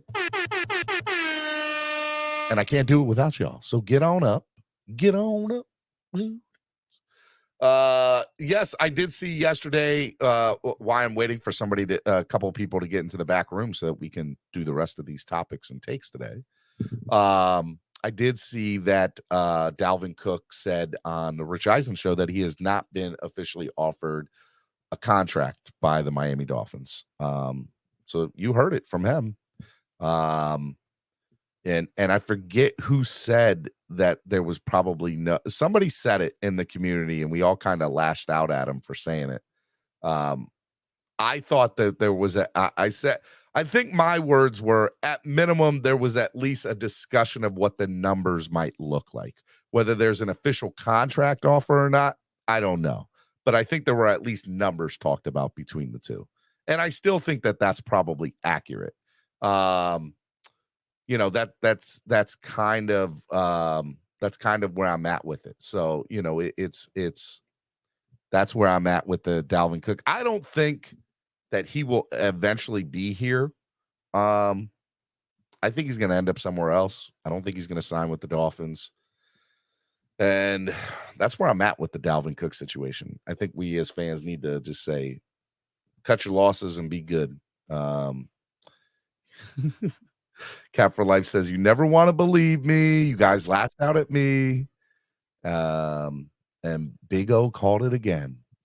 All right, Cap. I appreciate it, man. All right, I'm going to bring on the next person here. Get in the back room. I want to bring you on. I'm going to skip over number 2 and I'm going to go to number 4. But I'm going to bring in the next person. Canes 1989. What's up, Canes 1989? How are you? Hey, good morning, Steven. How are you? Pretty good, man. Good to hear from you. Same to you, man. Nice to see you like always. All right, man. Number 4 on today's Hot Take Tuesday. Who will lead the team in sacks this year for the Miami Dolphins? Who do you think will lead the team in sacks? Phillips. Jalen Phillips? Yeah, and I say that because over his last few years, he's had progress in that category. Look, I think that is a very good take, that Jalen Phillips is there. And because you took Jalen Phillips, I'm going to take somebody else. Okay. Jalen Phillips would probably have been it's tough, right? This defense, we don't know what it's going to look like. We have no idea at the end of the day where Vic Fangio is going to bring pressure from, what this is going to look like. Here's what I know. Andrew Van Ginkel is going to get an opportunity to rush the quarterback more than people think. Phillips is going to, obviously, Bradley Chubb is going to get an opportunity to rush the quarterback, and Emmanuel Ogbah is going to get a chance to rush the quarterback. I look at these guys, and my hope is Bradley Chubb and Emmanuel Ogbah and Jalen Phillips are kind of all in that same scenario. So from a standpoint of, let's say, 7.5 sacks for each of those guys, I think Jalen Phillips gets the over of 7.5. I think Bradley Chubb can get the over of 7.5. And I think Emmanuel Ogbah, as long as he's healthy, can get over 7.5. Now, the odds that all three of them get over 7.5 sacks, not great. Okay. And the slim. But, and this is the big but, all right. We haven't had Vic Fangio here before. That's true, yeah. And Fangio, to me, is going to make the most out of every opportunity and snaps on the field. In my opinion, it probably comes down to Jalen Phillips and Bradley Chubb. Bradley Chubb had his best year ever with Vic Fangio. And I think Vic and him have a very good rapport. And I think Vic wants success for Bradley and will put him in the best situations to be able to have these numbers for him to be able to, get bigger contracts in the future, so on and so forth. I think they have a very good rapport. So I think it comes down between Jalen Phillips and Bradley Chubb, who will have the most sacks this year for the Miami Dolphins. And ultimately, you're probably right when it comes to Jalen Phillips, because the hope is he gets the most snaps out of anybody in the front seven. Walt Dog, I think, literally just said that. Yes, he's going to get the most snaps in the front seven. There we go. So my question for you is, who is the true striker on the team? I mean, that kind of is part of this question, right? And it comes down between Jalen Phillips, Bradley Chubb, and Emmanuel Ogbah.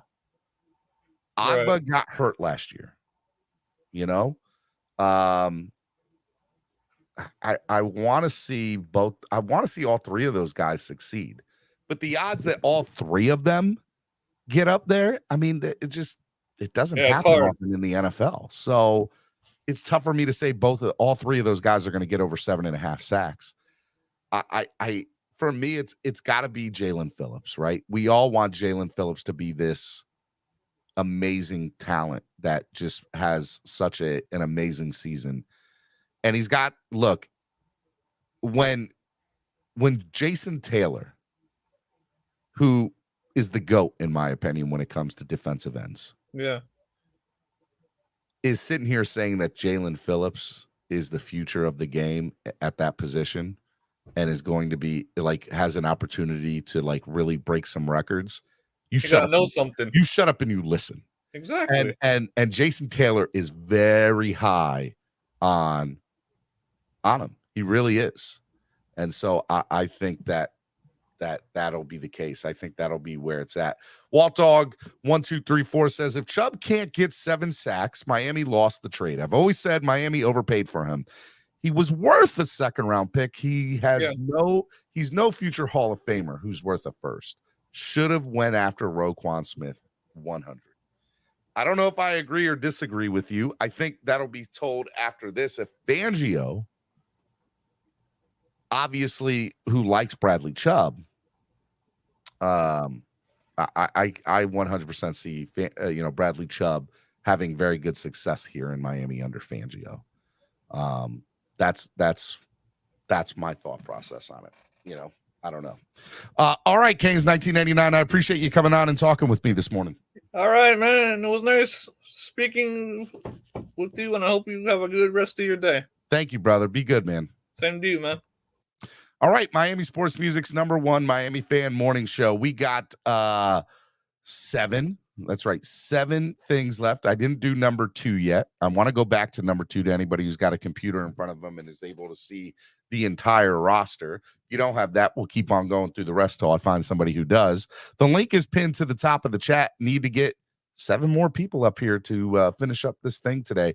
This is a show that is made for the fans by the fans. That's why I'm doing Hot Take Tuesday this way, is to give you, the fans, an opportunity to come up here and speak your piece and debate with me or agree with me, whatever it is you want to do. But this is your time to shine. So the link is pinned to the top of the chat. Would love to hear from you. and I would love to get more of these topics out the way. So come on up and let's debate the next one. And as soon as somebody comes in the back, I will put it up there. In the meantime, let me say hello to some of the people in the chat. DDG, what's up, man? Walt Dog, Daniel Taylor, Cap for Life, Scar 305, Color, what's up, Color? How are you, man? Cap for Life is up in here. Dolphin State of Mind says we be at work providing for our fams. I hear you. I understand. Ritter, hey Ritter, how are you? Wayne D, Scar 305, El Capitan. I appreciate it, El Cap. All right, I got the next person up here. All right. I didn't mean to hit that one. All right. All right, let me bring on Noah's Ark. Good morning, Noah's Ark. Is this crypto? No, it's Is it Hot Dog Man? Not quite. It's not quite. It's Noah's Ark. Remember, if you those who do not board Noah's Ark are bound to drown. Please. It's biblical. All right. Do you have a roster in front of you? No, I don't. I actually got a bunch of trading charts in front of me, but go ahead. Right. Well, no, I'll just go on to the next bit. I'll just go on to the next thing, next question. And by the way, if you are in front of a computer and want to get on and debate, the number 2 question is for you. All right. Next question. Number 5. The number 2 question. What do you mean? I'm doing 10 takes today. Where have you been? You haven't been listening to the show today, have you, Chris? I have. I've been listening to some of the shows, Steven. So I got you. I got your back. By the way, Michael K's an idiot, so don't let him get underneath your skin, Stephen D. I got you, Crypto. I appreciate it, man. Thank you. All right. Question, hot take number 5. Who will lead the team in interceptions this year, Crypto? Okay. I'm going to go out on a limb, and I'm going to say the rookie, Cam Smith. Cam Smith. That is a hot take. What makes you say Cam Smith? Because X is washed up, and he's going to be replaced by week 3. Really? Yes. All right, I don't want to use the word washed up for X. Here's what I'll say. When it comes to who's going to lead the teams in interceptions this year, there's a lot of factors to bring into this. Number 1, the personnel that's in the backfield of the secondary is unbelievable. Number 6, 7, 8, 9, heck, even 10 could all play significant roles on this defense if given the chance. Now, I hope that 8, 9, and 10 don't get significant playing time because everybody's healthy in the secondary for once in a season. I want it to be Javon Holland, but I don't think it will be Javon Holland. I want it to be Javon. He's an opportunistic. I know. I love Javon. I think he's amazing. Okay. But if as far as his ball hawking, who's going to have the most for me? As far as hands, I think it's going to come down to Jalen Ramsey and Cater Kahu. Those are 2 guys. I was leaning Ramsey, but then I don't know how much he's going to do. Ramsey, one of the things he's probably getting passes defensed. I would say that. Ramsey, one of the things in his career that he's really good about is finding the ball. He's just a ball magnet when it comes to it. And if you look at some of the interceptions he's had over the last few years, it's a direct result of him being in the right place at the right time because of other people in the secondary doing well in their positions. And if Ramsey is somebody who, granted, he's a corner, I understand that, but I think he's going to have a big opportunity to put up some big numbers this year in this defense. Now, let's say Ramsey, people aren't throwing the ball Ramsey's way because he's just shutting down whoever he's up against. Cater Kahu is going to be the next guy up that I think will get that opportunity. He is a rookie, or he's going into a second year coming off an amazing rookie season. He potentially could be like, he is set to replace Xavier Howard and Jalen Ramsey whenever those 2 decide to leave. He is the future. So for me, I think that, Cater Kahu could really have an opportunity because he's going to be going up against guys who the quarterbacks against the quarterbacks of the opposing quarterbacks are Right. going to say, well, I can't throw it to X's way because he's a future Hall of Famer, right? He's going to do it. I can't throw it to No, Jalen Ramsey. they'll throw his way, Steven. I mean, but he's going to have safety help up top from Brandon Jones and Javon Holland. He probably will. Cater Kahoo is going to be that lone corner that teams are going to think, oh, this guy, we can throw against this guy. And he's going to surprise you. I'm the kind of guy that likes giving the rookies a chance, like, throwing them in the fire, So that's why I'm saying Cam like Smith. The Cam Smith take, but my thought process about Cam is how much playing time does he get in this secondary to begin with? He get a lot. This is a passing league. It's going to be a lot of 3 wide receiver formations all across the board. Every team we play, it's going to be a minimum 3 wide receivers on every down. So he's going to get a lot of playing time. So Xavier Howard, Cater Kahoo, and Jalen Ramsey, right? Those 2 guys are going to get a lot of playing time against receivers. What about Nick Needham? He's on the PUP list. And if you ask Cameron, East 32 Cameron, he thinks that Nick Needham might not even make the squad. I don't think that. I think he will. Yeah. And if he starts the season, he was everybody's what's the word? Go-to man as far as the man of praise or the man of the hour, like a year or so ago. Everybody loved him. I'll say this. I think it's going to be Cater Kahoo or Jalen Ramsey with the top interceptions this year. And if I had to lean towards one, it's Jalen. I think Jalen Ramsey is going to flourish in this defense and going to be an absolute wrecking ball to the rest of the NFL. And he's going to be in double-digit INTs this year, and it's going to be fun to watch. It's going to be fun to watch. That would be good if he can get to double digits. That's good. When last time that happened? Has he ever done double digits? We did in Jacksonville, right? He did in Jacksonville, I think. I don't think he did it with LA. Right. Yeah, LA he didn't do it. Numbers up in front of me, but I don't necessarily think so. So it'll be interesting to see. Yeah, I mean, look, and for me, there's going to be 10 defensive backs, 10 people in the secondary. Is what I really should say. Okay. Right? You're going to defensive back's not the right wording. 10 people in the secondary.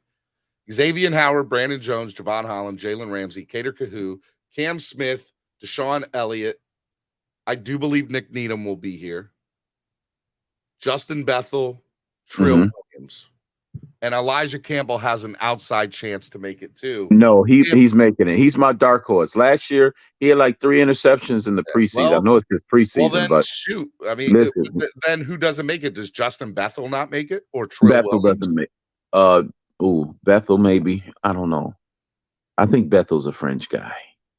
He's a great special teamers. And where do we like the last one of the worst special teams in the league? Yeah. We the worst. The last thing we want to do is take away one of the bright spots we do have in special teams, which is Bethel. Yeah. Yeah, that's true.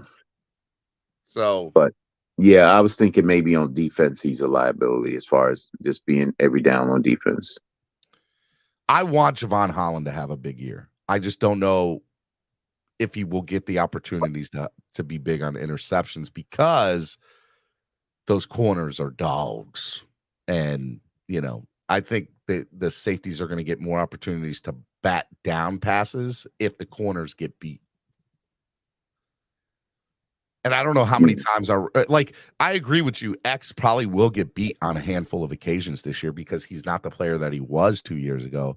But to say that he's washed up, that's an inaccurate statement. And another thing, Howard will never be 100%. So by definition, Cam Smith will be his replacement. Steve Greer, listen to Crypto in the offseason, pounding the table to get rid of X, trade him at max value because he's on the decline.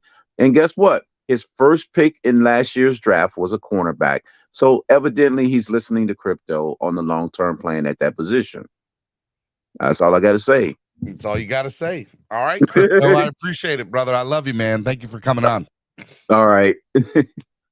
All right, Miami Sports Music's #1 Miami fan morning show, Clock Blockers, right here on the Miami Sports Music Podcast Network. Who's next? Who's coming up to debate with me on Hot Take Tuesday? We got more things to get into. We got 6 more hot takes. 1, 2, 3, 4, 5, 6. Yes, 6 more takes to get into. I need 6 more people to come on up. Who's next up here to get into the next hot take with me? I wanted to get somebody different for every hot take and really dive into some of this stuff. If you're interested and want to get on, the link is pinned to the top of the page. I'll put it on again for those of you who can. You're not going to be up here any more than 10 minutes, for these last 6. So get on up. Get on up. Get on up. Come on. I need to hear from you guys. Let's see here. Daniel Oyefusi, shout out to Daniel Oyefusi. I'm going to read you some of today's tweets from Daniel because Daniel's the man. We'll start at the beginning here. Dolphins Raheem Mostert said end of the season talk with Mike McDaniel was running more, was a great conversation. Says he feels much better physically and mentally entering year 2 after his knee operation. Raheem's excited to be here. We'll have to see what happens. Guys, get in the back room. Need the next person to do the hot take. Daniel says Daniel tweets, Mostert said he sees himself having a bigger role as a pass catcher this year. I'm really excited. You have no idea. Interesting.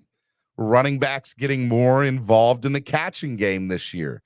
What does that mean? Devon A-Chain, which I said would probably have a big role in catching this year. But Raheem says that he is too. So does that mean running backs in general are going to get more involved in the passing game? We'll have to see. I'm excited to see what that's about and seeing some of these guys with their speed. Raheem and Devon A-Chain, along with Tyreek and Jalen Waddle. Oh my God, it's a track meet on the field. Let's go. I'm about it all day long. All day long. All right. He also says, asked about the possibility of Dalvin Cook signing with the team. Mostert said it would be a bonus and a lot of value can come from adding another back. Said the running back room has a lot of healthy competition. I think that was the politically correct thing to say in that situation. And I would agree with him. It would be a bonus. It would be an added bonus to what's already a decent running back room, in my opinion. That's from Daniel Yafusi so far today on the training camp and people coming into the building. The top, Jalen Ramsey corrected Cameron Wolfe, mentioned him as one of the best cornerbacks in the league. I've been for many years in my career. It is important to me. People get things confused sometimes when guys have individual goals for themselves. I'm going to strive to be the best, Jalen Ramsey. As I just said, Jalen will lead the team in interceptions this year. That's going to be part of what makes him the best in the league. And I believe that's going to be the case, that Jalen will lead the league in interceptions. He believes it himself, it sounds like. So I'm excited about that. Cameron Wolfe out here getting corrected by players. I like it. All right, guys, get on up, man. I need some people in the back room. I want to get the rest of these takes going. Come on. The link is pinned to the top of the chat. It's in the chat. Need to get some new people in here. New blood. Do you all want to see what the next one is? Here's what I'll do. I'll give you what the next take is. That way the next person can get up here. Who will be critical for the success on offense this year, but his numbers will not show it? Who will be an X factor this year on offense, but his numbers will not show it? Black Sphere, good morning. How are you? Yo, good morning. How are you, man? Welcome to the show. Man, I'm doing good, man. This was some last minute stuff, man. I jumped on. I watch you all the time, man. I appreciate it, man. Thank you, man. It means a lot, man. Where are you calling from? Man, I'm from Birmingham, Alabama. Birmingham, Alabama. Are you a Roll Tide? Are you a Roll Nope. Tide? No. Who Believe you like? it or not. Nope, I'm not. Who's your team in college? I don't watch college, man. I only watch Miami. Well, I ain't mad. How'd you become a Dolphins fan, man? Ricky Williams, man. Ricky. Ricky That Williams, was Zach Thomas, okay. Sam I ain't mad Madison, at you. Those are great Patrick names. Surtain. Patrick Oh, Surtain. Matt. Really, it was Madden though. I played Madden, and Miami at that time was real hard on defense. So Bro, I fell I in love played with the Madden boys. all the time back in the day and definitely had those Dolphin defenses all day, man. Most Well, definitely, Ricky Williams was a beast at that time too. I'm excited, man. All right, so let's get to the next hot take. The question is, Black Sphere, who will be critical for the success on offense this year, but his numbers will not show it? Meaning the person's going to have a direct role with the success of the offense, but if you look at their numbers, you won't see that the success, like how you'll be like, well, the numbers aren't there. Who is going to be that person on offense that is going to be an X factor for the success of the offense this year? The X factor, it may be a two answer for me, to be honest. Okay, go ahead, man. Floor is yours. I'm gonna have to go with I gotta go with Tua because I'm not expecting him to have no huge numbers. Really? No, I'm one of them Dolphins fans, man. I was not super excited when we drafted him. You know what I'm saying?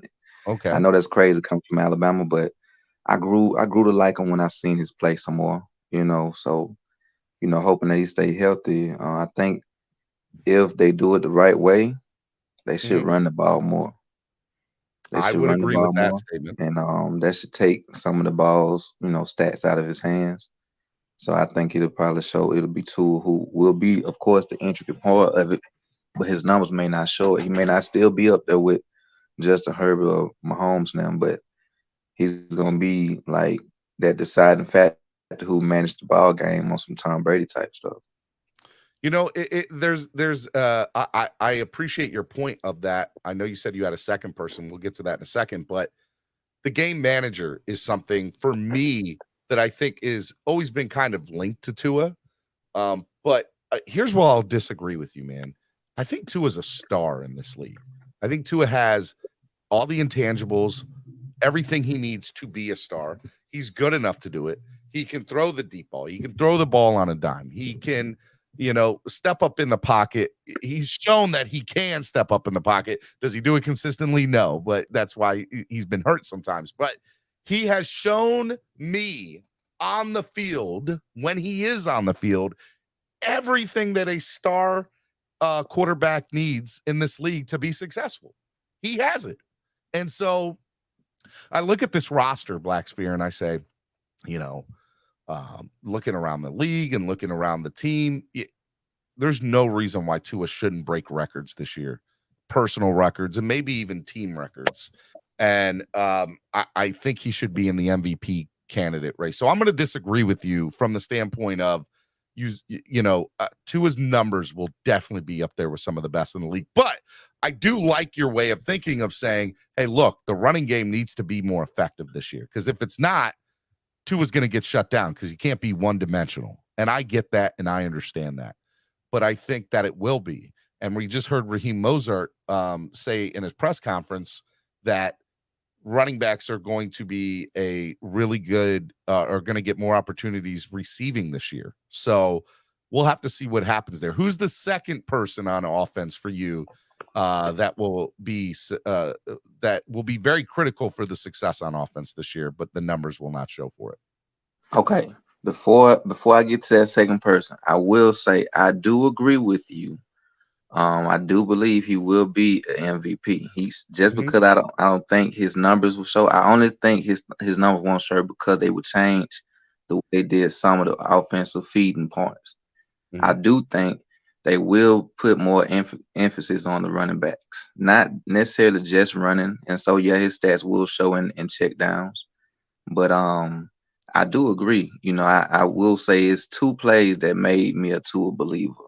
And that was the play when he shook Buda Baker and the play that he hit the spin move in the backfield on the Ravens when they thought they got him in the back way.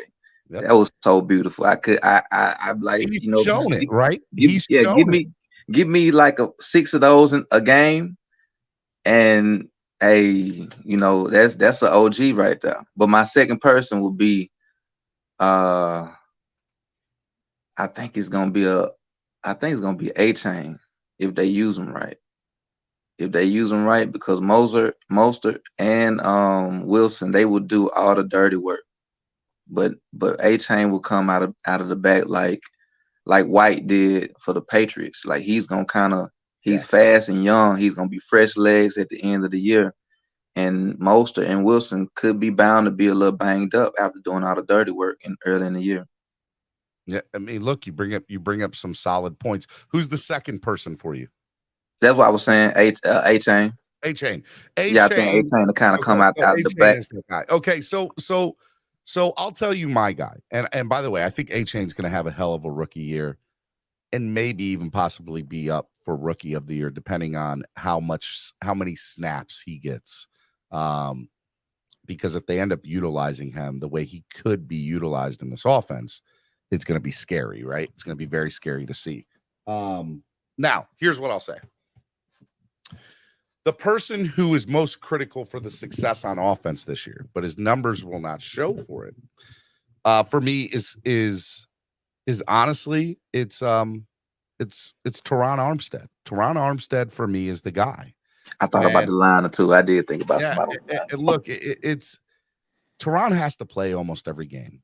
He makes the line so much better when he's in. And when he's not in, we have to maneuver and do things that, let's be honest, that they don't vibe well for the Dolphins. And it puts people in positions that they're not necessarily great at. But when Teron is there, everything else just flows so much more smoothly for the Dolphins. And so for me, the success, a critical part of the success this year is going to be the health of Teron Armstead. He needs to be in there. He needs to be playing. I don't want to hear anything about a turf toe. I don't want to hear anything about, he was beat up. Sir, I need you to play 16, 17 games this year. That's what I need from you. I agree. But am I the only person who is really sketchy about Connor Williams staying at center? Because I've been an advocate of moving Connor back to guard and bringing in a true center, but right now he's don't look like they're gonna do it, huh? They're not gonna do it. And to be honest and to be fair, Connor is a okay look. Every time he snaps the ball and Tua's in shotgun, I get nervous. I'm just telling you. It's the high snap that messed up our drives. So I'm like, for him to sit out, it's like I'm quite sure them guys showed him the highlight. He's not sitting out. He's in the building today. We're not sitting out before for him to kind of have a little moment about the contract situation. If I was one of the head guys, I would have been definitely showing him those plays. Like, dude, you can't, like, you may have been a top center, but those are intricate plays in games that we got to win, and we don't need plays like that in crunch time. Connor Williams needs to come in, shut up, do his job, and let his play do the talking. And how he does that is no penalties, no high snaps, and nobody really getting through his line. I need Connor Williams to be one of the best centers in the league this year. And to be fair, he has an opportunity to do that. He's in his second year as a center now, right? And if I'm very high on Tua having a second year in this offense and all these other guys having a second year in this offense, I also need to be fair to Connor and say, look, he's going into a second year at the position. He should be a hell of a lot more comfortable now than he was going into training camp last year. When you go into training camp and you're learning a new position, I mean, number one, the NFL is hard to begin with, right? And playing offensive line is hard to begin with. I couldn't imagine playing in the NFL on a new team with a new scheme and a very intricate scheme at that, which is what this offense is. And I have to learn a whole new position on top of it. So I'm going to give Connor the benefit of the doubt. And I'm going to hope that he proves me wrong. But yes, I agree with you. He does make me a little nervous every time the team's in shotgun. All right, man. Hey, man, I appreciate you coming on today, man. It was a lot of fun talking to you. I hope you come back and hang out with us. Oh, definitely, man. Appreciate you. Thank you for your support, man. All right, Miami Sports Music's #1 Miami fan morning show, Clock Blockers, right here on the Miami Sports Music Podcast Network. that was awesome, man. I love new people getting on. If you're new and you want to get on, you want to talk, the link is pinned to the top of the chat. I also just put it back in. We got 5 more hot takes to discuss and debate on the show today, and I can't do it without your help. So come on up. Let's do it. Rick Spar said he was one of the best centers last year. Look, he was one of the best centers according to Pro Football Focus. That is correct, Rick. Connor Williams was that. But you know how they say numbers aren't always everything? He needs to be better with snapping the ball in shotgun situations because, you know, sometimes games are won and lost on mistakes. And to be fair, Connor makes a few mistakes. And he needs to tighten up on them. And if he doesn't, he's going to be a liability more than you can have the best game in the world, right? But if I know that I'm guaranteed 1 or 2 mistakes from you every game, and that 1 or 2 mistakes can be the difference between a win and the loss, I don't care that you're ranked as the highest, you know, one of the highest at your position, because 89% of the time or 95% of the time you do your job.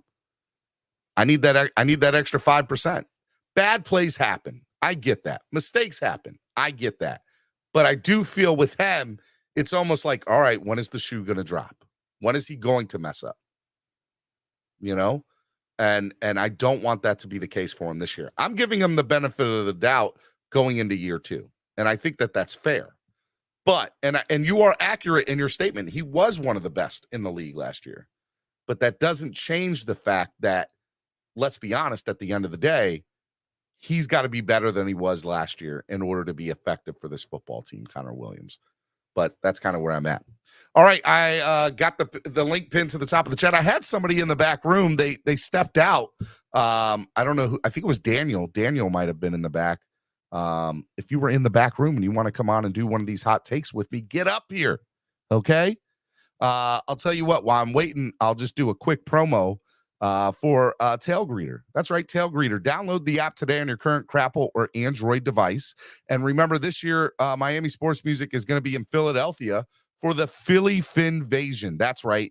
If you go to tailgreeter.com or download the app, search Philly Finvasion. We're doing a Saturday night meet and greet the night before. It's free, doesn't cost anything. We got game tickets available, upper level and lower level, and an all-inclusive tailgate 1 block away from the stadium. And we also have a hotel that we partnered and linked up with, the Holiday Inn Express. If you need the link, DM me and I'll send you the link. And we also have, if you want round trip from the hotel to the stadium, back to the hotel, we also have round trip bus fare for that as well. All right. So we got everything hooked up for you guys. Single king or 2 queen, 149 plus tax a night. The deal we got with Holiday Inn Express comes with, you know, free breakfast. It's going to be great. It's going to be awesome. We're going to have a great time there. We hope to see you in Philadelphia. It's going to be a lot of fun. The Philly Finvasion, Tail Greeter and Miami Sports Music. I hope to see a lot of you there. It's going to be awesome. All right, I'm still waiting for somebody to get in the back here. Manalo asked, does Connor call the O-line alignments pre-snap? I'm not sure, to be perfectly honest with you. I don't think he was last year. I think it started out that, believe it or not, Tehran might have been, but I could be wrong about that. I'm going to say I don't think that he does. I don't know the answer, though. Somebody else might know it. Feel free to put it into the chat. NFL's Lit said it's almost guaranteed that Connor was going to give you 2 or 3 plays back. Yep, I agree with that. Rick Spar says we have no replacement for him. That is true. We do not have a replacement for Connor, which is part of the reason that I wanted to draft a center. Centers can play center or guard for the most part in the NFL. You draft a good center or draft a good guard, you can move them over, vice versa, right? So for me, that's where, you know, I want to be, right? So I look at it like that. You know, so we'll have to see what happens. Steven, how many strikers are on the field at once? I don't know. Every position on our squad is kind of important. That is true. 100%. 100%. All right, man. Next up, man, I got a guy who, dude, he's got a newer YouTube channel, but he's been around for a little while. He's got some great content, guys. You guys got to go check him out. He's a great gamer, great Dolphins fan. Ladies and gentlemen, DG Live. What's up, man? Hey, what's going on? What's going on? What's going on with you? How are you? Man, I'm good this morning. No work. I'm off today, so I just decided to hop on because I know you hop on in the morning, so I never really had the opportunity to join. So I took advantage of today. You coming on. DG joined us for the draft coverage that we had on the podcast network this year. Yes. Tell the people a little bit about your channel and what you do, man. Yes, you could find me on DG Live on YouTube, on Instagram, on Twitter. I pretty much do pre-recorded videos on the Dolphins. Training camp is on the way, so be on the lookout for that. And also, I will be getting into gaming, not just yet. I just game on my free time, but I see it's a very lucrative thing to do on YouTube. So I will be getting into that with Madden. As soon as it come out, that's when I'll be dropping some gaming videos. And also, I'll be dropping some music. I have a lot of more things coming for my channel, so please just give me a follow. Go support, and I'll be here. Yes. All right. Do you have the roster in front of you? Can you get the roster in front of you? Do you have a separate screen that you can look at the roster or no? I think I know it by head. I'm not even gonna lie to you. Okay. All right. I'm gonna trust you. This is a big one. You ready? Okay. All right. I'm going back to number 2 because we skipped over it. Hot take number 2 for the day. We're just going back. Okay. The last 4 in and the first 4 out of the final 53-man roster. Who do you think will be? We'll start with the last 4 in. Who are the last 4 players on the roster that will make the 53-man roster? Give me 4 people that you think will make the 53-man right at the end. Who are the last 4 in? First one, I would say Trill Williams. Trill Williams. Okay, I like that. Yep, he's on my list too, by the way. Yeah. I think Trill's going to have – Trill had such a good training camp last year. Mm-hmm. And then when he got hurt, for me, it was such a blow. But we didn't know what Cater Kahoo was going to be. Exactly. And Cater Kahoo ended up stepping up, right? And the reality of the situation is Trill was supposed to be even better than Cater. And so if that isn't even remotely true, nope. Trill's making this team. Yeah, Trill, he definitely has a chance. I'm looking at the DB roster we currently have, and I'm liking Trill chances. And on top of that, who else should I say? Got 3 more people. Last 4 that are making it. Okay, last 4. Man, this is a harder. I thought it was an easy question, but it's harder than I thought. I told you. I was like, "Are you ready? Are you sure? You got this now, though." Okay. I'll probably say Channing Tindall. Channing Tindall, very interesting. Now, do you think he's going to make it because of his draft status from the year before, being a 3rd-round pick, or do you think he's going to make it because he truly deserves to be there and he'll be one of the better players? I think because of both of those reasons. His draft status. It's Mike McDaniel's first ever pick. So he's always gonna have that connection there. So I feel like he's gonna automatically have that roster spot, but he's gonna have to fight for it this year. We have Aubrey Miller. We also have Duke Riley. We have Jerome Baker and David Long. We have a lot of guys in the room that could come in and step up. We also have Andrew Van Ginkel. He's been getting some reps at linebacker as well. So Van Ginkel was the first call this offseason that Vic Fangio placed. Mm-hmm. And so for me, I see him being a big part of the the second, or that I think we're going to see a lot of 2 linebacker sets personally. Mm-hmm. And more people in the secondary, but I think we're going to see Van Ginkel play a lot in the linebacking position. All right, so you have Channing Tindall and Trill Williams. Okay, give me 2 other people. 2 other people. Let me try to go to the 4 in. Last 4 in. If we don't get Dalvin Cook, then I'll probably say Savon Ahmed. If we don't get Dalvin Cook, okay. Yeah. All right. Because I liked what he showed. I liked what he showed us more than what Gaskins showed us last year. Mm-hmm. I see somebody in the comments, they saying Gaskins and Ahmed gone, but I don't know about that if Dalvin Cook doesn't come here. You know, that leaves us with 3 running backs: Jeff Wilson, Devon Achane, and Raheem Mostert. We already know what the 49ers do. They always keep like a stable of running backs, like about 5. So last year, this team had 5 running backs. Exactly. So that's what I'm expecting to break camp with. And for me, there's no reason to think that that's going to be any different. Mm-hmm. And by the way, that didn't include Alec Ingold, who's going to be who's going to make the team too. You know, with Alec Ingold, I kind of consider him more so with the tight end group. He played you know why he played a lot with tight ends last year, though, man? He played a lot last year because he had an injured hand. So he couldn't really catch the ball or grab the ball. So you didn't see him in the fullback or the backfield a lot. And you saw him in 2 tight end sets because he could block. And we, to be fair, didn't have a great blocking core when it came to tight end. Hence why you saw Eric Saubert get signed in the offseason, and why Elijah Higgins was probably drafted in the draft, because they both have pretty good resumes of blocking, right? Yeah, so true. I think that, you know, those 2 guys were going to get big. All right, so you have Salvin Ahmed as your 3rd. Who's your 4th? Who's the very last person you can see making this roster? 4th, I will have to say Verone McKinley.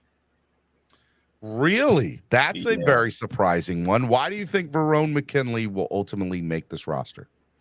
You know, based off our DB group, the safety group to be specific, you know, we have Javon Holland, we have Brandon Jones, we also have Deshaun Elliott. That 4th spot is up for grabs pretty much. You know, anybody could pretty much take it. You know, we have Elijah Campbell, we got Bruce Thompson, who we just picked up from the XFL. So all those guys going to be in a little competition for that spot. But I feel like Verone McKinley is going to edge it out because of his relationship with Javon Holland from Oregon. So I'm pretty sure those guys call each other every night, talking about the playbook. And, you know, Javon Holland, he always giving us something. He's going to be an advocate for his boy. Pretty much. So I am mad at that. And I think it's interesting. I think it's a very interesting look. So you have Verone McKinley, Salvin Ahmed, Channing Tindall, and Trill Williams as your final 4 getting in, your last 4 in. Yes. Here's my last 4 in. Okay. I'm going to agree with you on Trill Williams. I don't think there's any way in the world. I will be so surprised if Trill Williams does not make this team. The hype on him was so real last offseason, and I just don't understand why that would change in the course of a year, with the exception of his ability went down, right? Yeah. That would be the only thing. Now here's the other thing that I think would be interesting too. Looking at, I think there's going to be 10 people in the secondary to make the squad. Maybe even 11. Okay. 11. That's how deep and how much I'm going to see these guys be able to get from it. Right. And look, and I like Verone, don't get it twisted, but you know, I'll get to Verone in a second. So I think Trill is one of the last 4 in. Okay. Second person is still in the secondary. Justin Bethel makes this team. Justin Bethel makes this team because of his special teams play. He's one of the best special teams players on the team, and he's a straight gunner. He is. We finished at the bottom in the NFL, one of the worst special teams. We can't have that again. No. And part of that was, yes, the return game of the kick returner and punt returner. Yes, that's fair. But we were also allowing people to get to the 35, 40-yard line to start drives a lot. True. And Bethel was one of the ones that when they did happen to tackle in the, deep in their side of the field, Bethel was one of the reasons why people were stopped, right? Yeah. So I think Bethel makes this team specifically for special teams play. That's one. So those two are the part of the last four in. Okay. I'm going to keep on with the secondary because I ultimately think there's going to be 10 or 11 people from the secondary. Okay. Elijah Campbell makes this team. Yeah. Elijah Campbell had so many good plays last year, and in my opinion, did enough to cement an opportunity to be at the end of the bench that if something, God forbid, goes down, he's going to get a chance to play, because I don't think the Dolphins want to risk allowing him to go somewhere else.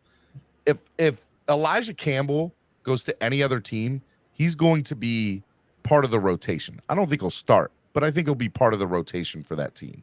Yeah, he's going to make the roster.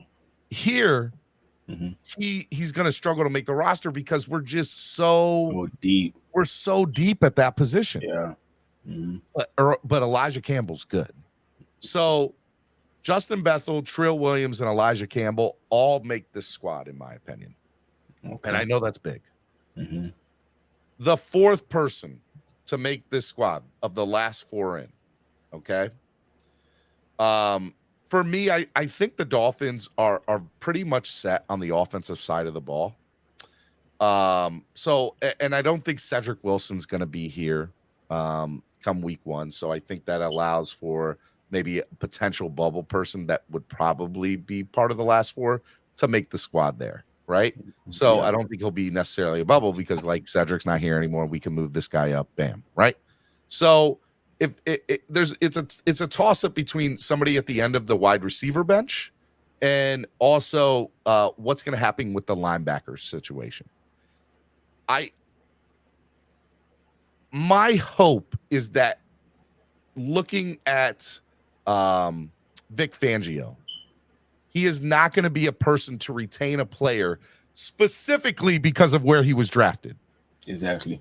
I don't want that anymore. Noah Igbenogany should have been out the team 2 years ago. Exactly. But we kept him because he was a first-round pick. We kept him because we had all this money invested in him. Shouldn't have made the team. He wasn't good enough. He hadn't dressed but for half the games over the last couple of years. Wasn't good enough to be on the squad as far as I'm concerned. Had one good play in a game, which did win us the game for Pittsburgh. But I think anybody else that was playing there could have had that same opportunity, to be fair. Right? Exactly. So that's my opinion of it. I'm a hater when it comes to Noah. I know that I am, and I'm okay with that, right? So I say to myself, okay, understanding this, knowing that I got three guys in, who is the fourth person that I have in? For me, I think it's Aubrey Miller.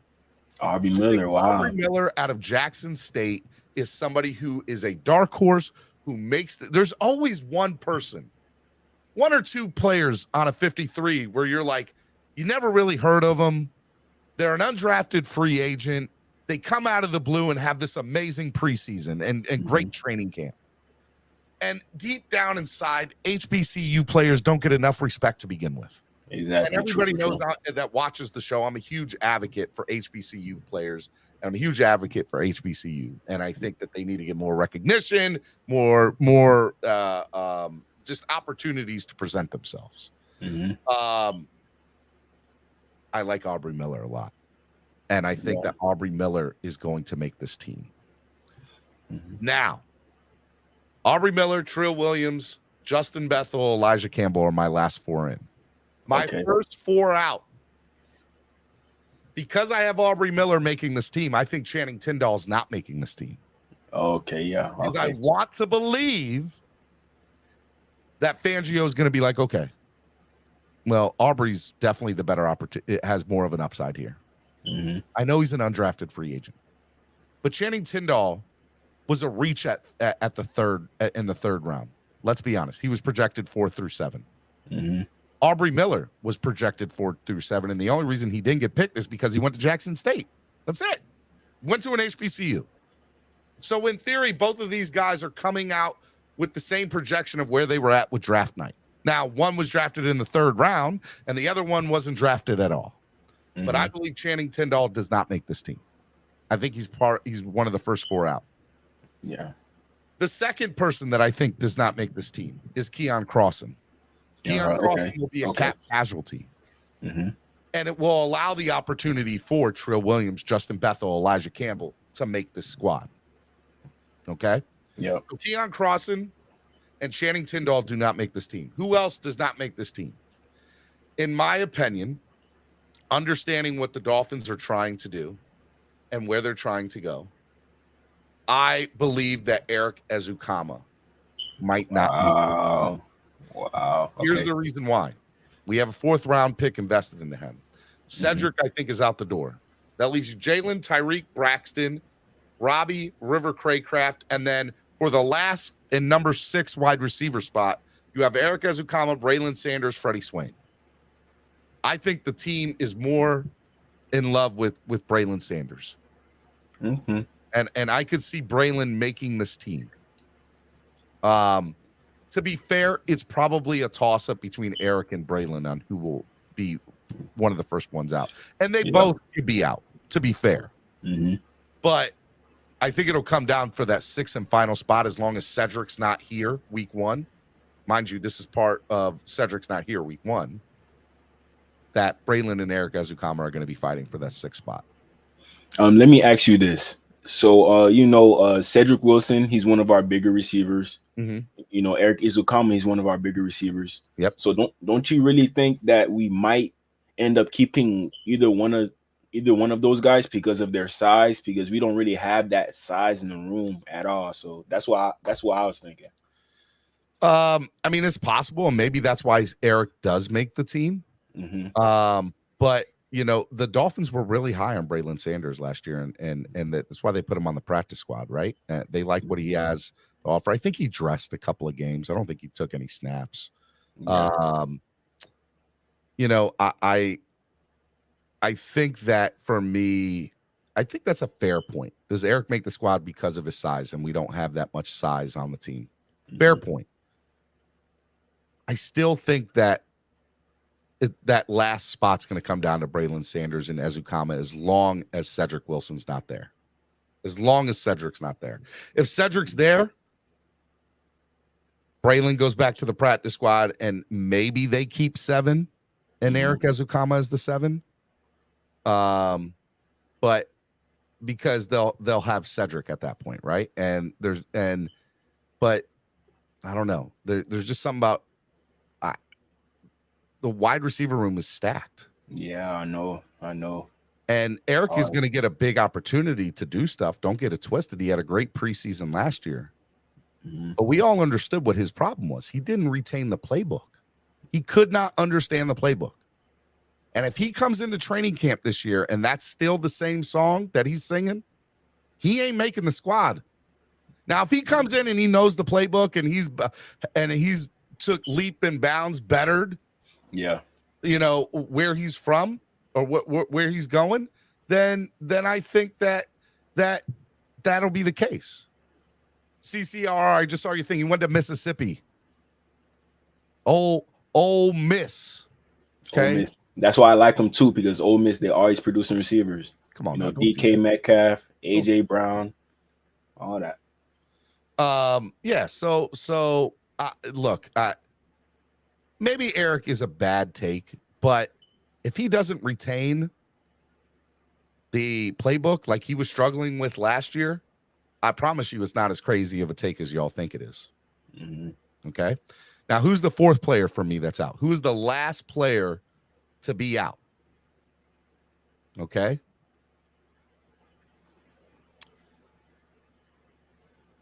This was kind of tough going through it.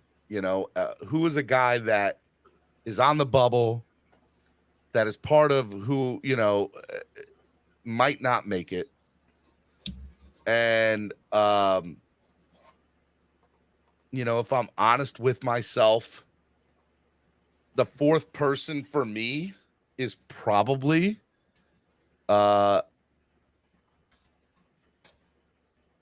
it's a toss-up between Myles Gaskins and Tyler Kroft. Okay. Yeah, I agree. Myles Gaskins and Tyler Kroft. Okay. One of those two guys I don't think will be part of the first 4 out. Okay. Because I don't. It depends on it. Are they keeping 5 tight ends and 5 running backs plus a fullback in Alec Ingold? And by the way, Yeah, I John think Lovett so. is there too. You know, Mhm. so I don't know if Myles Gaskin makes the team. I don't know if Tyler Kroft makes this team. I know that they like you both. I know that they like both of them. But this might be it. This might be the end of the road for Myles here in Miami. Yeah. This might be the end of the road. You know, Tyler Kroft didn't necessarily. You know, he's unrestricted from San Fran, I think. Yeah, I think. he's in his 9th year, if I'm correct. Yeah, or a free agent, either one of those. So yeah, I don't see Tyler Kroft making this or Myles Gaskin. So if you put a gun to head, who do I think? Myles Gaskin probably doesn't make it. Okay, yeah. Because they don't know what they have at tight end yet. So it's tough to get rid of a tight end who has some decent, talent. I'm not saying that Kroft is that guy or not, but they know what they have in the backfield. They know they like Salvin Ahmed. They know they like A-Chain. They know they like Jeff Wilson. They know they like Moser. Alec Ingold's going to get playing time in the backfield again this year because he's not hurt now. And John Lovett's there too. Yeah. Oh. So I'm not saying he's going to be in or out, but I don't know that yet. But I think Gaskins is probably gone when it's all said to it. So my first 4 out are Myles Gaskin, Eric Ezukama, Keon Crossan because of cap casualty, and who was the Channing Tindall. Channing Tindall. Okay. Yep. First 4 out. Who's your first 4 out of the final 53? Okay. Yeah, I don't know where you find this question. Did somebody ask you this? No, I made this up. Oh wow, yeah, this is a good question right here. I'm good like that. Yeah, we all know that. We all know that. But not to my own horn. No problem. But I would say River Craycraft. You think he's out? Yeah, I think he's out because we definitely disagree on stuff. I love it. Yeah, you think Tyndall's in? I think Tyndall's out. I think Craycraft is going to be a star of one. Is going to be, get some really good touchdowns this year. You don't even think he's going to make the squad. I like it, DG. We can go at it, baby. I like it. But I respect your opinion because I respect yours too. Yeah, I like it. No, this is what Hot Take Tuesday is all about. Going at it. So exactly. I like this. So Eric. River Craycraft. Why do you think River Craycraft will not make this team? Because I ultimately think that we brought in Braxton Berrios to be that juiced up River Craycraft. There's so much that he could offer to the team, but Braxton Berrios, he could offer something on special teams as well.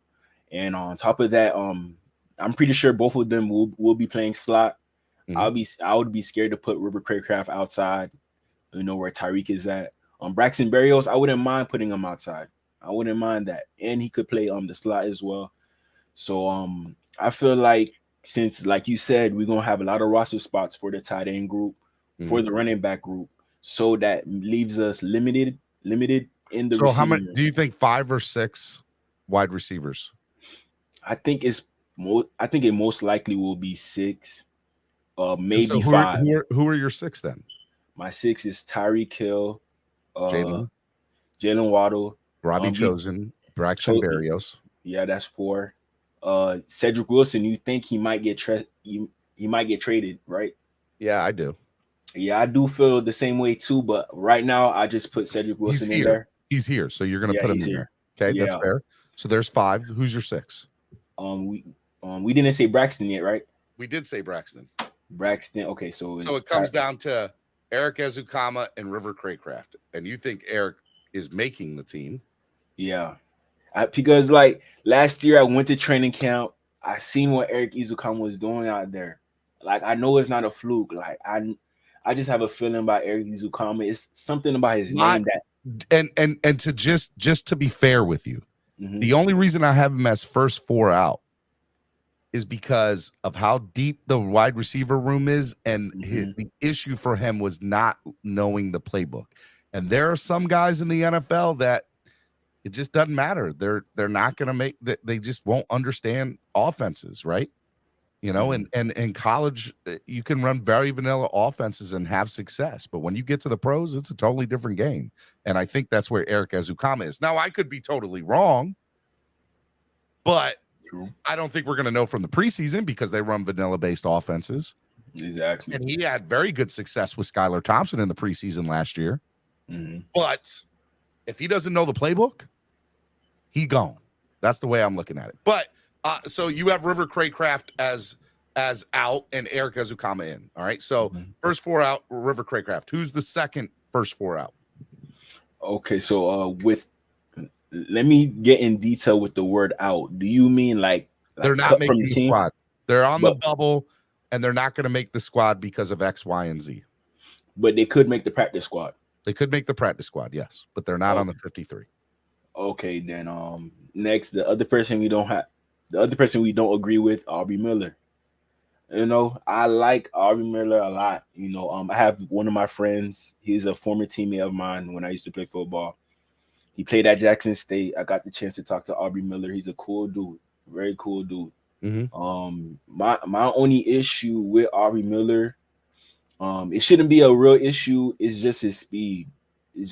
Maybe the game might be too fast for him his first year. You know, with the game being a fast game and you already being a slower type of linebacker, that might hinder your learning experience. Like you might not get that much reps. You know, that's why I kind of like Channing Tindall more. You know, he played at the highest level in Georgia, and on top of that, he put up great numbers for a linebacker in the combine. I like it, man. You're 2 people out. I add as in my last 4 in, but that means they're all bubble guys, right? Bubble. We're on the same page that they're bubble people. I won't think they'll make the team because of X, Y, and Z. You think they'll make the team because of X, Y, and Z. So, I definitely appreciate you saying and here's the thing: he's an undrafted free agent. There's only so many linebacking roles that are going to be on this team because this team, I predict this team is so stacked in the secondary that you're probably more right than I am for the simple fact that how many linebackers are really going to get playing time this year and how many of them are going to play and what type of linebacker sets are we going to see? Are we going to see 3 linebacker sets, 2 linebacker sets, 4 linebacker sets, or, it is some of these safeties and corners gonna play that outside linebacking role and brush the quarterback at times and stay open in the I don't know. So your take on Aubrey Miller isn't off. Like I understand why you think that, but I think he's in. So but you think he's out. Okay, so there's 2. You have Aubrey Miller and you have River Craycraft as first 4 out. Who's your third person on your first 4 out? Third person. I'll probably say this is a tough question, man. I'll probably say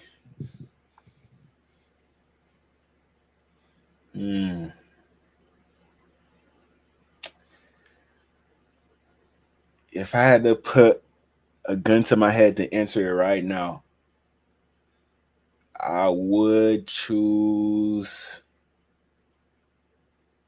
Man, I know it's tough when you start getting that last 2. That last 2, that's the one holding me back. I would say Justin Bethel, but you did bring up a good point about special teams and what he offers. But that would be the same reason as to why we keep in Elijah Campbell as well. He did make some plays on special teams last year. So in your mind, here's a question. Do you have 9, 10, or 11 people in the secondary making the squad? In the secondary making the squad? I feel like there would be 4 in the safety room, and there will probably be 5 to 6 in the cornerback room. So 10. So 10. Okay, yeah. So if you do 10, I have Trill, Justin Bethel, and Elijah Campbell making it, which I think would be 11. 11. Okay. So, out of those 3, which one do you think not make? You have Trill in, so you think Trill is in. So then it comes down for you is Elijah Campbell or Justin Bethel. Which one would you? Which one would you choose? You already know. I mean, if you are you asking me if I had to choose with Yeah. only one of them? Yeah. That's not fair. I like both of them. I love Elijah Campbell. I think he can be really good in this league if given an opportunity. And the times he has played, he's shown that he can be good. He's gotten beat a few times. Let's not get it twisted, right? But the ceiling is high for him, and I like him a lot. And Justin Bethel, look, he's been in the league for a little while, but for me, like, special teams just has to be better, and he was a bright spot on special teams. So if I'm do you have Keon Crossan in or out in your scenario? Yeah, I would say Noah out before Keon. Thanks. Noah's not making this team. I don't even have him as a bubble guy. Like, I just think he's Okay. out. I don't think he's making it at all. I don't even think he's a bubble guy. Okay, so I can't use him. I mean, I'm not using him. You can. Okay, yeah. Noah, that'll probably be the person, but I'd rather get rid of Noah before I get rid of Keon. You know what I'm trying to say? Keon, the only reason I have him gone is his cap. Mm-hmm. You save $3.5 million by letting him go. True. And why not just get that money off the books? And look, I like Keon Cross. He'll be snatched up instantly. Mm-hmm. He's a damn good player. But if you put a gun to head, I think Elijah Campbell's the odd man out over Justin Bethel. Okay. I just thought of this tape. Justin Bethel, we brought him in from the Patriots based off his relationship. 49ers. I thought he came from the 49ers. No, I think it was the Patriots, if I'm not mistaken. You're right. Yep, it was New England. Yep. Yeah, New England. So he had that relationship with Josh Boyer.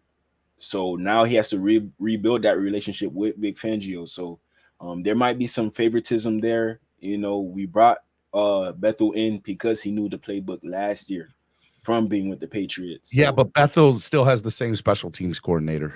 That guy ain't gone. Danny Crossman's still here, and he's been here for 3 years or 2 years, whatever it is, 2 or 3 years. So, Danny Crossman still being here for me still gives. All right, Keon's cut will give $3.1 million in cap space. Thank you, Walt Dog. I appreciate you correcting me on the $0.4 million. I was off by. I'll say that.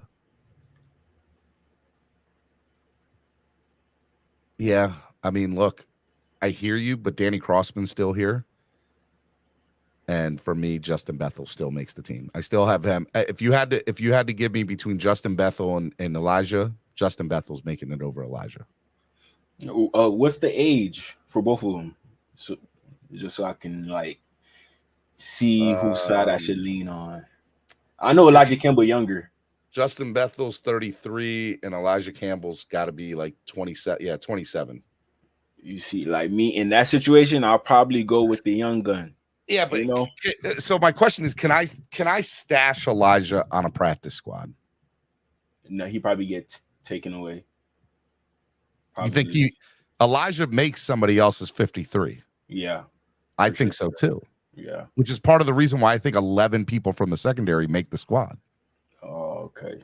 True. Brandon, I've done this a million times, but I'll do it again with you. Brandon, Javon, Jalen, Cater, Cam, Deshaun, Nick Needham, Trill Williams, Justin Bethel, Elijah Campbell.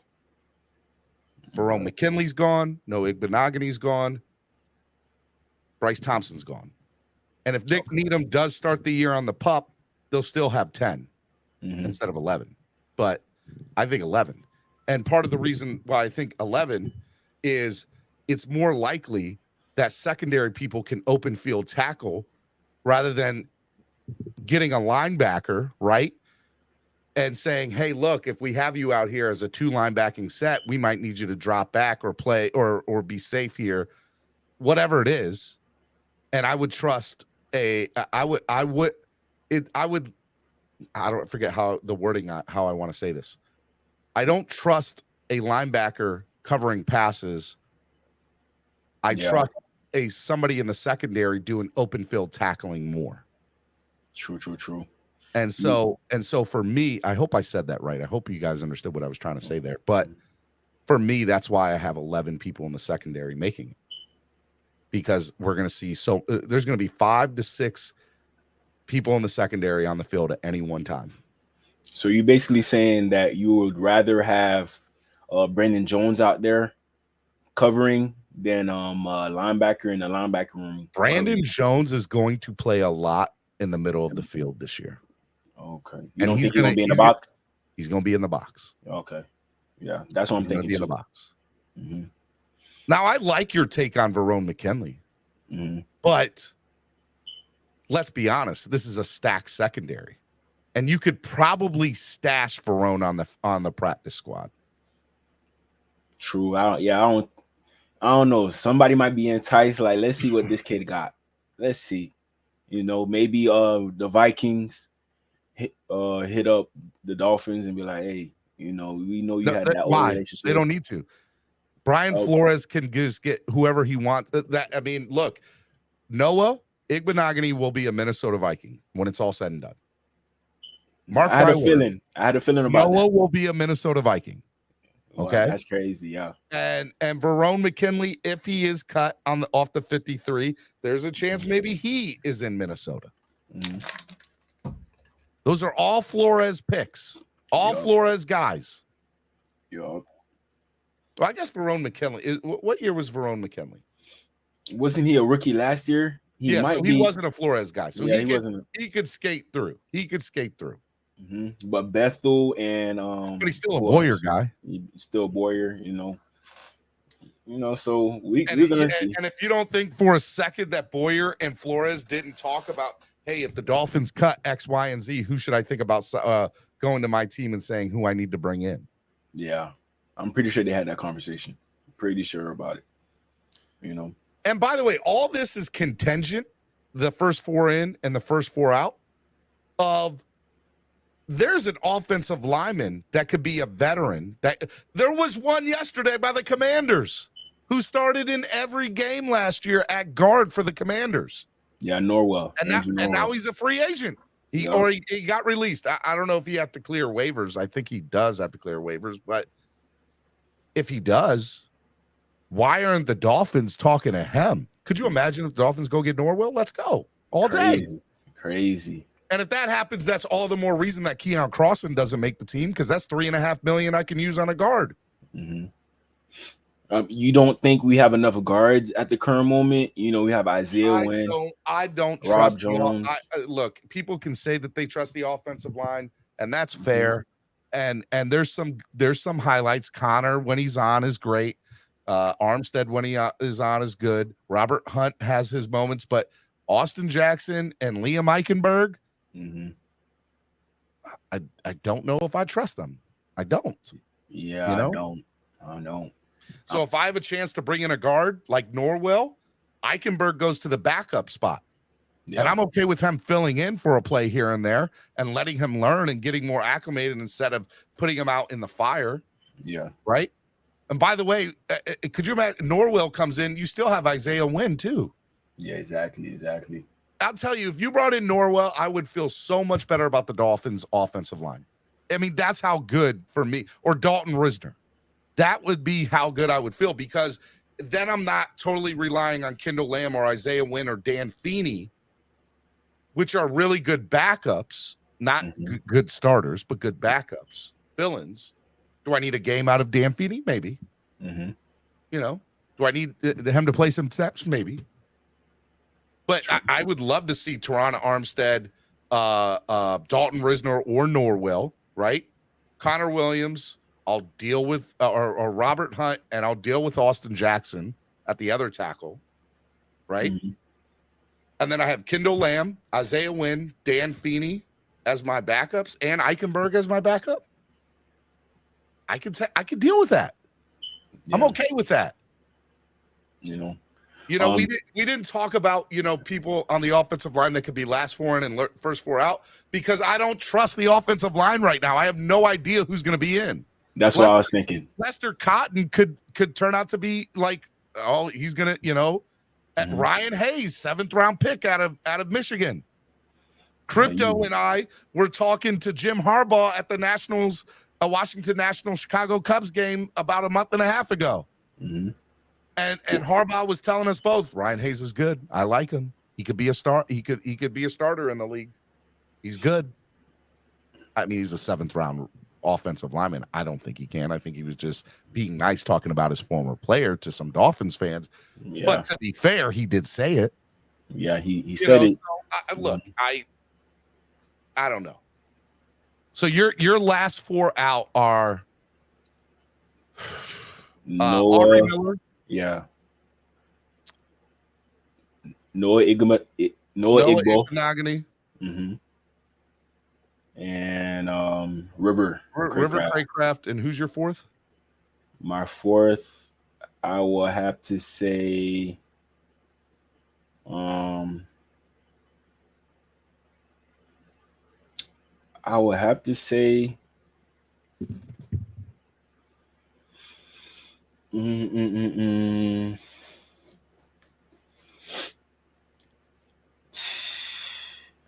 It's tough. I know it's tough, man. Tough.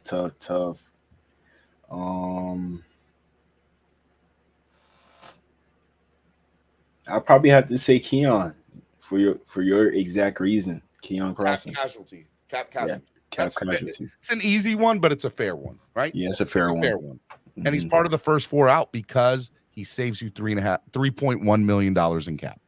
And that goes a long way in the NFL nowadays. It can, and so that could be the difference between getting Norwell or getting Risner and not having him, especially with the deep secondary that we already have. Exactly. So you think 10 people from the secondary make it? I think 11. Mm-hmm. You think Channing Tindall makes it and Aubrey Miller is the practice squad? I think Channing Tindall gets dropped and Aubrey Miller makes it. Because by the way, my thought process there, just to be fair, and this is a hope more than anything, is that Vic Fangio won't play that stupid game of, oh my God, we have invested a 3rd round pick in him. We can't get rid of him. No, we're not playing that game anymore. Mm-hmm. This is a Super Bowl team. This is a Super Bowl roster. We don't care if you are a 3rd round pick or a 2nd round pick or a 1st round pick. If you are not good enough to make this squad, you will not make this squad. Mm-hmm. That's what I want from Vic Fangio, for him to put his hand down and beat on the table to the GM, to McDaniel, to Greer, and say, I don't care that he was a 3rd round pick. He's not good enough to be on my defense. He gone. Now, I'm not saying that he's not good or that he's not that. But my thought process is if he didn't get a lot of playing time last year under Boyer. Now, was he in a defense that was catered to his strengths? Probably not. Mm-hmm. Maybe Fangio's scheme and Fangio's defense does cater to Tindall's strengths. Very possible. Yeah. We're not going to see that in the preseason, though. So I can only go off of what I know and what I've seen.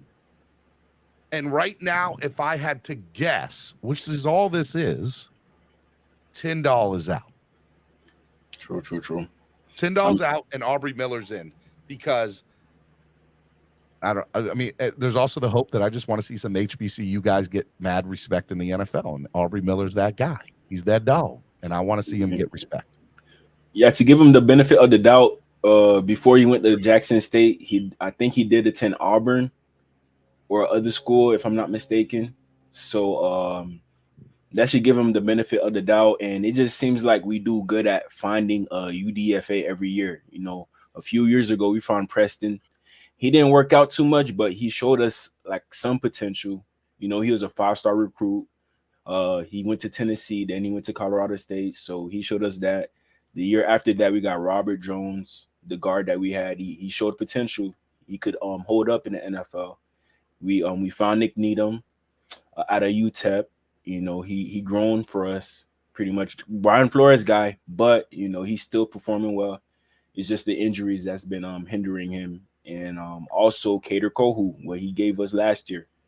So it seems like there's always that one person in the UDFA group that's going to contribute to this team. Right now it's looking like Aubrey Miller out of everybody. It's looking at like Aubrey Miller, but You just never know. There might be a other guy that ends up working out, You're right. and he might end up making the roster, and they just let somebody who we drafted out the door if somebody else proves to us that they could make this roster pretty much. So it will definitely be good. Mhm. All right, man. I appreciate you coming on this morning, man. It was a lot of fun talking to you.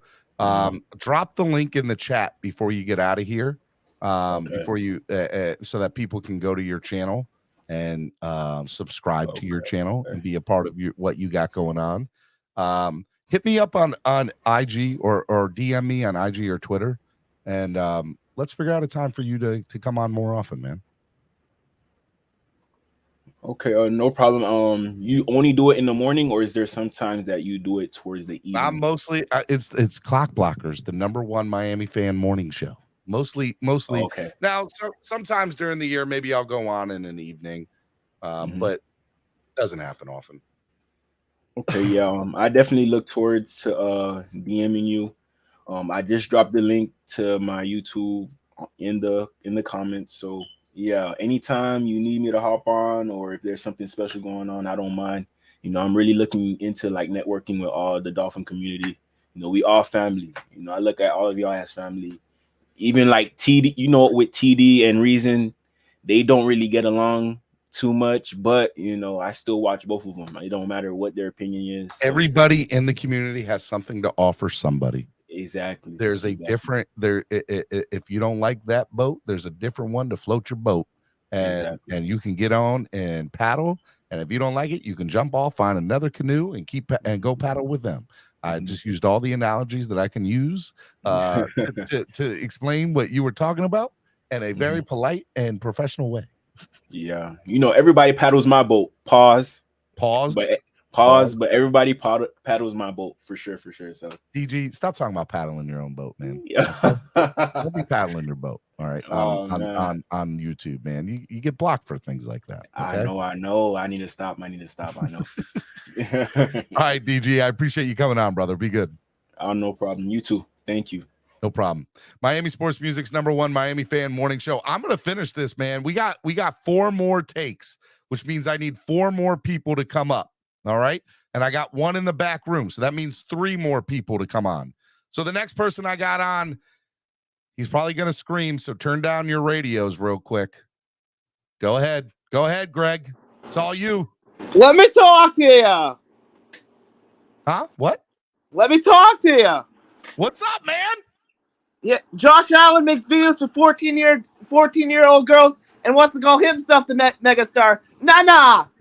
Because that Lombardi has one name on it when everybody's saying Miami Dolphins. Yeah. Greg, I love you. You never know what you're going to get with Greg.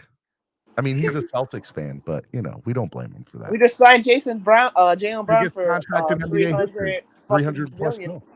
Yeah. I'm sad because I don't think he's worth it. But we're not talking about that. I came up here to say Dolphins. And here's my hot take I have, and then I'm going to get out of here because I got to go back to work. Well, no, I got a hot take for you. We got to do these hot takes together. I'm going to give you my question, all right? So hot take number 7 debate. You ready? Who will be critical for the success on defense this year, but his numbers will not show it? Cam Smith. So Cam Smith will be a critical, important piece for the success on defense this year, but you don't think his numbers will show it? I think Cam Smith, because I love Xavier Howard, right? We all love that. Me too. Yeah. I think he might get banged up a little bit, and they might put Cam Smith into a critical spot. Maybe he'll step up. Nick Needham, I mean, I love him too. He's mostly going to be the slot, but I think Cam Smith, I think he's going to come in and he's going to be. If it's not Cam Smith, then I would put my money on Cole. But I'm going Cam Smith. I'm going to go with a rookie. I think Cam Smith. He's going to have some. He's going to be out there making plays. I can see it. He's got the speed. But you don't think tackles or interception stat will necessarily be there, but he'll be able to, he'll be so good that he'll allow other people to get those flashy stats. Exactly. Okay, that's fair. Here, my person on defense that's critical for the Dolphins to be successful is Raekwon Davis. Raekwon Davis has to be very successful this year, and the numbers won't show it, right? He's got to stop the run. He's got to be that interior defensive lineman that is there. And as long as he can stay healthy, right, and be a part of that, I think that, you know, he can have such a huge impact because it will allow the secondary to do what they need to do. It will allow for the use of maybe 2 linebackers instead of 3 or 4 because they're not getting to that second level because they're being clobbered up with Raekwon and Christian, right? So Raekwon Davis to me is the guy that will be very critical for the success on defense this year, but the numbers will not show it. And I think, you know, he'll be the unsung hero of the defense this year. That's what I think I need. Like, Christian is a big part of it, right? Don't get it twisted. But Davis is going to get his playing time. And when he's there and when he's in the game, he needs to be effective. He needs to be very effective. So I think Raekwon Davis for me, you know, is the most critical, is a very critical piece for the success on defense this year, but the numbers will not show it. All right, you said you had a hot take real quick. I'll let you go with your hot take. Dolphins will have the best defense in the league. Dolphins will have the best defense in the league. Number 1 in all stats. Not all stats, but like they'll be number 1 total defense. We'll say that. I'm not mad at that statement, and I hope that you're right and it comes to fruition. Greg, is there any final thing you'd like to yell or scream at the people? Yes, I got one more thing. Aaron Rodgers makes videos for 80-year-old woman, but he wants to call himself the megastar. Nah. Because once again, that Lombardi has one name on it with everybody saying, Miami Dolphins, yeah. I love you, Greg. Be good. You got it. Oh, God. Love Greg. Love Greg. Giving Greg a round of applause. Giving Greg a round of applause. He deserves it today. You deserve it, Greg. Definitely do. All right, guys, three more hot takes. 3 more hot takes, and then we're done for the day. I need 3 more people up here. I'm doing somebody different for every take. Let's go. I'm determined to get 3 more people up here to finish this Hot Take Tuesday. Get up here. The link is pinned to the top of the chat. If you don't know where it is, I'm pinning it in the chat again. Yeah, I want to hear from you. While I'm waiting for the next person to come through, let me just promote the Baltimore Beatdown. That's right, the Baltimore Beatdown, New Year's Eve day. The day before, actually, is the Saturday night meet and greet at Jimmy's Famous Seafood. We got game tickets, upper level and lower level. We got all-inclusive tailgate. Get your tickets now on tailgreeter.com or Tailgreeter the app and search Baltimore Beatdown and make sure you get all your stuff there. It's going to be such a fun and amazing time. And we are also partnered up with the Hampton Inn. If you need the link for that, DM me at Stephen D. SKPL. Spread kindness, positivity, and love. It's got a free breakfast. They're good to go. It's going to be good. We got round trip transportation for hotel to the tailgate. It's going to be fun. Make sure you all are there for that. It's going to be good times. All right. Next up for number 8, Pete's Take. Good morning, Pete. What's up, man? Hey, dude. Good afternoon, Steven. What's up? Thank you for having me up. How's your day going? It is going good, man. I'm enjoying doing this Hot Take Tuesday this way with takes and bringing on different fans and different people and doing this. I like this way. This is a way to do it. It's always good to find enjoyment in what you're doing, Steven, and that's good. That's right. I'm ready for it. I'm ready for it. All right. No, Hot Take debate number 8. Win-loss record for the Miami Dolphins, and where will they finish in the AFC East? Pete, what do you think the win-loss record will be for the Miami Dolphins, and where do you think they will finish in the AFC East this year? Oh, my God, Steven. I would have been happier with a defense question that you just gave out last time, because this is how they're going to hate me. Well, they might love me. You know, at the end of the day, this is what I firmly believe, Steven. Look, I got to be honest with you. I think we're going to be a wild card team. I Okay. honestly think there's a possibility that all 4 teams are going to make the playoffs in the East, including the Patriots. Okay, Mhm. people are sleeping on the Patriots. I I am. think we're I'm gonna. I'm napping on them.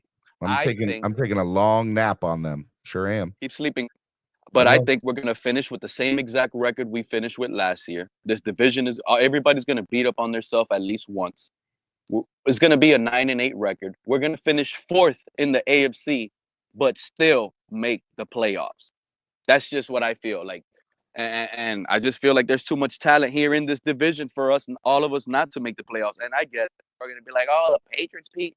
I just think they have, Bill Belichick. He's still gonna be able to do something.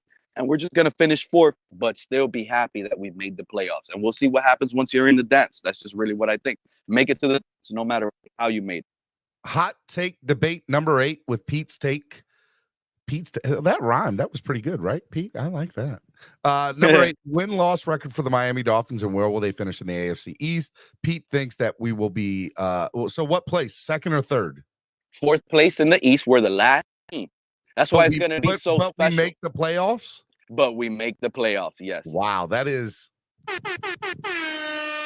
hot take. I don't want to sound horn that, but it is a hot one. So Steven, it's not give where the hot you take. it's not All where right. you start at, it's where you here, end. So as long as we're in the dance, a chance.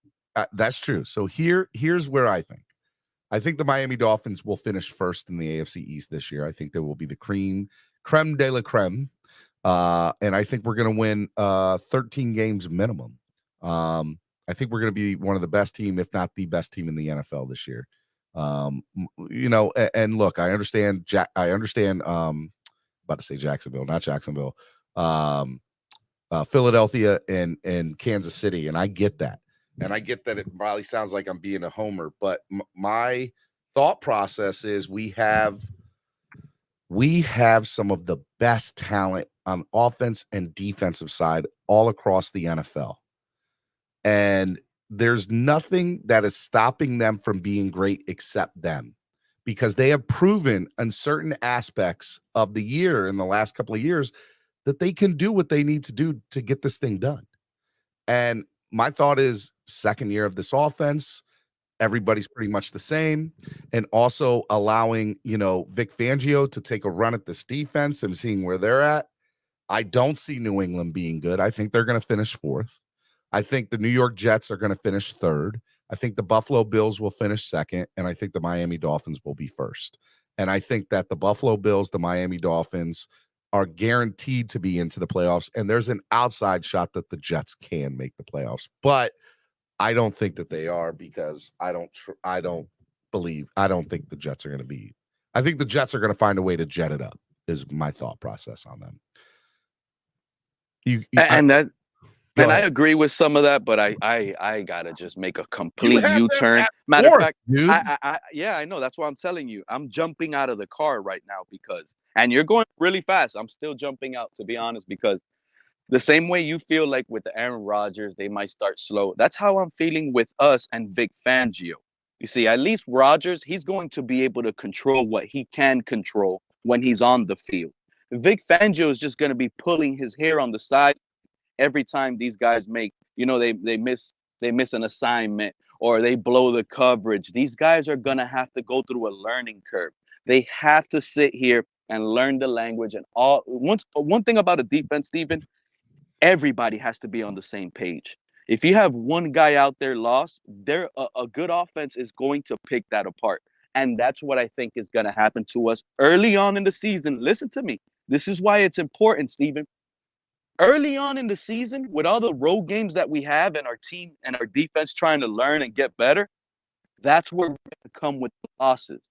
Once we get it figured out, middle of the season, towards the end, when we have the big home game stretch at the end of the season, that's when you're going to see us turn it up and be hot defensively. And we're going to stop teams and we're going to go on a big run. I firmly believe this. And that's how we're going to make it to the playoffs. Late in the season, the defense found a way to get it together, put it together, and it shows up on the stats: turnovers, sacks. I'm talking about quarterbacks getting split in half. I want to see all of that by this defense. I want that anger to come out from that bad start that we did in the beginning of the season, Steve. And I just want them to just show off. Remember Xavier Howard? holding his you-know-what when he went to score that touchdown on Mac Jones. We needed to be nasty like that. And that's what I see happening. It's just going to take time for the guys to get it together. And when they do, we're going to be that late season rush team that makes it into the playoffs. But we might not have the record people like it to be 9-8. It's just people are going to fall in love with the team based on the results they're giving late in the season.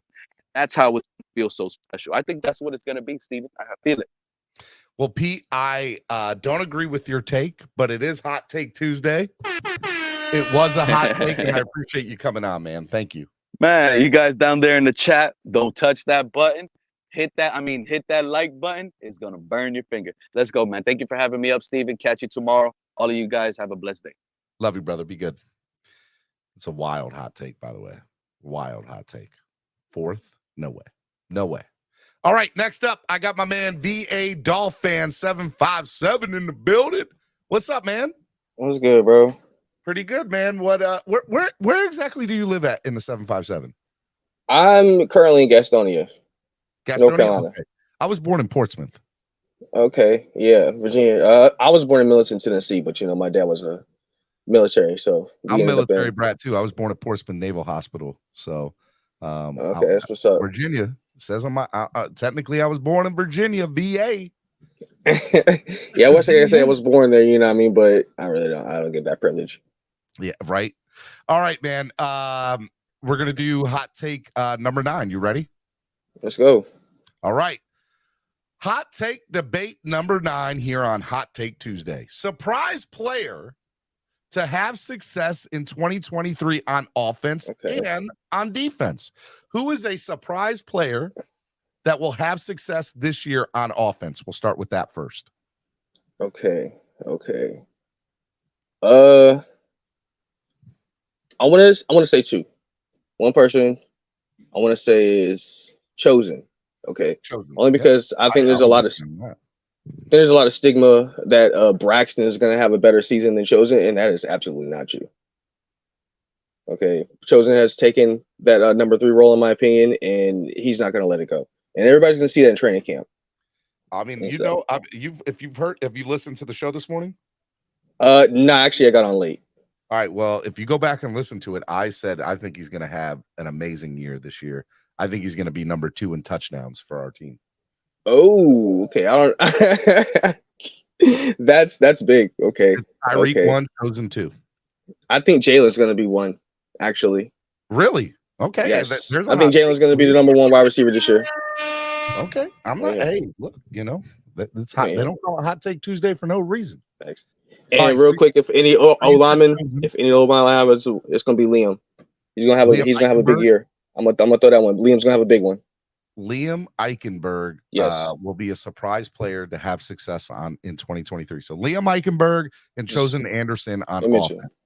Yeah. All right, so just looking around the offensive side, who is, I've already talked about Chosen today, so I don't necessarily want to talk about him. I don't know if it's a surprise per se. But it might be for the rest of the league. And his name is Devon Achane. I think Devon Achane is going to have a really good year. He's going to get plenty of opportunities to be able to showcase his talent and skills. Now, to be fair, I've been on this show and I've said, look, the college game doesn't always translate to the pros. And there's truth in that. But that's very true. Speed is what this offense is predicated on. And Devon Achane has speed. And so, hearing Raheem Mostert even this morning saying in his press conference, from what I've seen on Twitter, is that running backs this year in this offense are going to receive the ball more, not even get handoffs, just catch the ball more. I think Devon Achane is going to get a lot of opportunities to show what he's worth. And I think he will be the surprise player. I put that in quotation, surprise, to have success on offense this year. And some people say, well, that's not a surprise. That's not a surprise to us fans that love the Dolphins. Yeah, not to the rest of the NFL. It will be a big surprise. Nobody has Devon Achane outside of Dolphins fans on their radar. They don't. They do not. It's very true. All right. Surprise player to have success on defense this year for the Miami Dolphins. This one might be a little bit tougher. If it's a surprise player on defense, it's probably going to come from the D line or the linebacker. Most likely the linebacker position. Okay. Let's say, I mean, I don't really know if you could say Van Ginkel would be a surprise player, but I think if he moves, he does a full-time move to middle linebacker, he might surprise.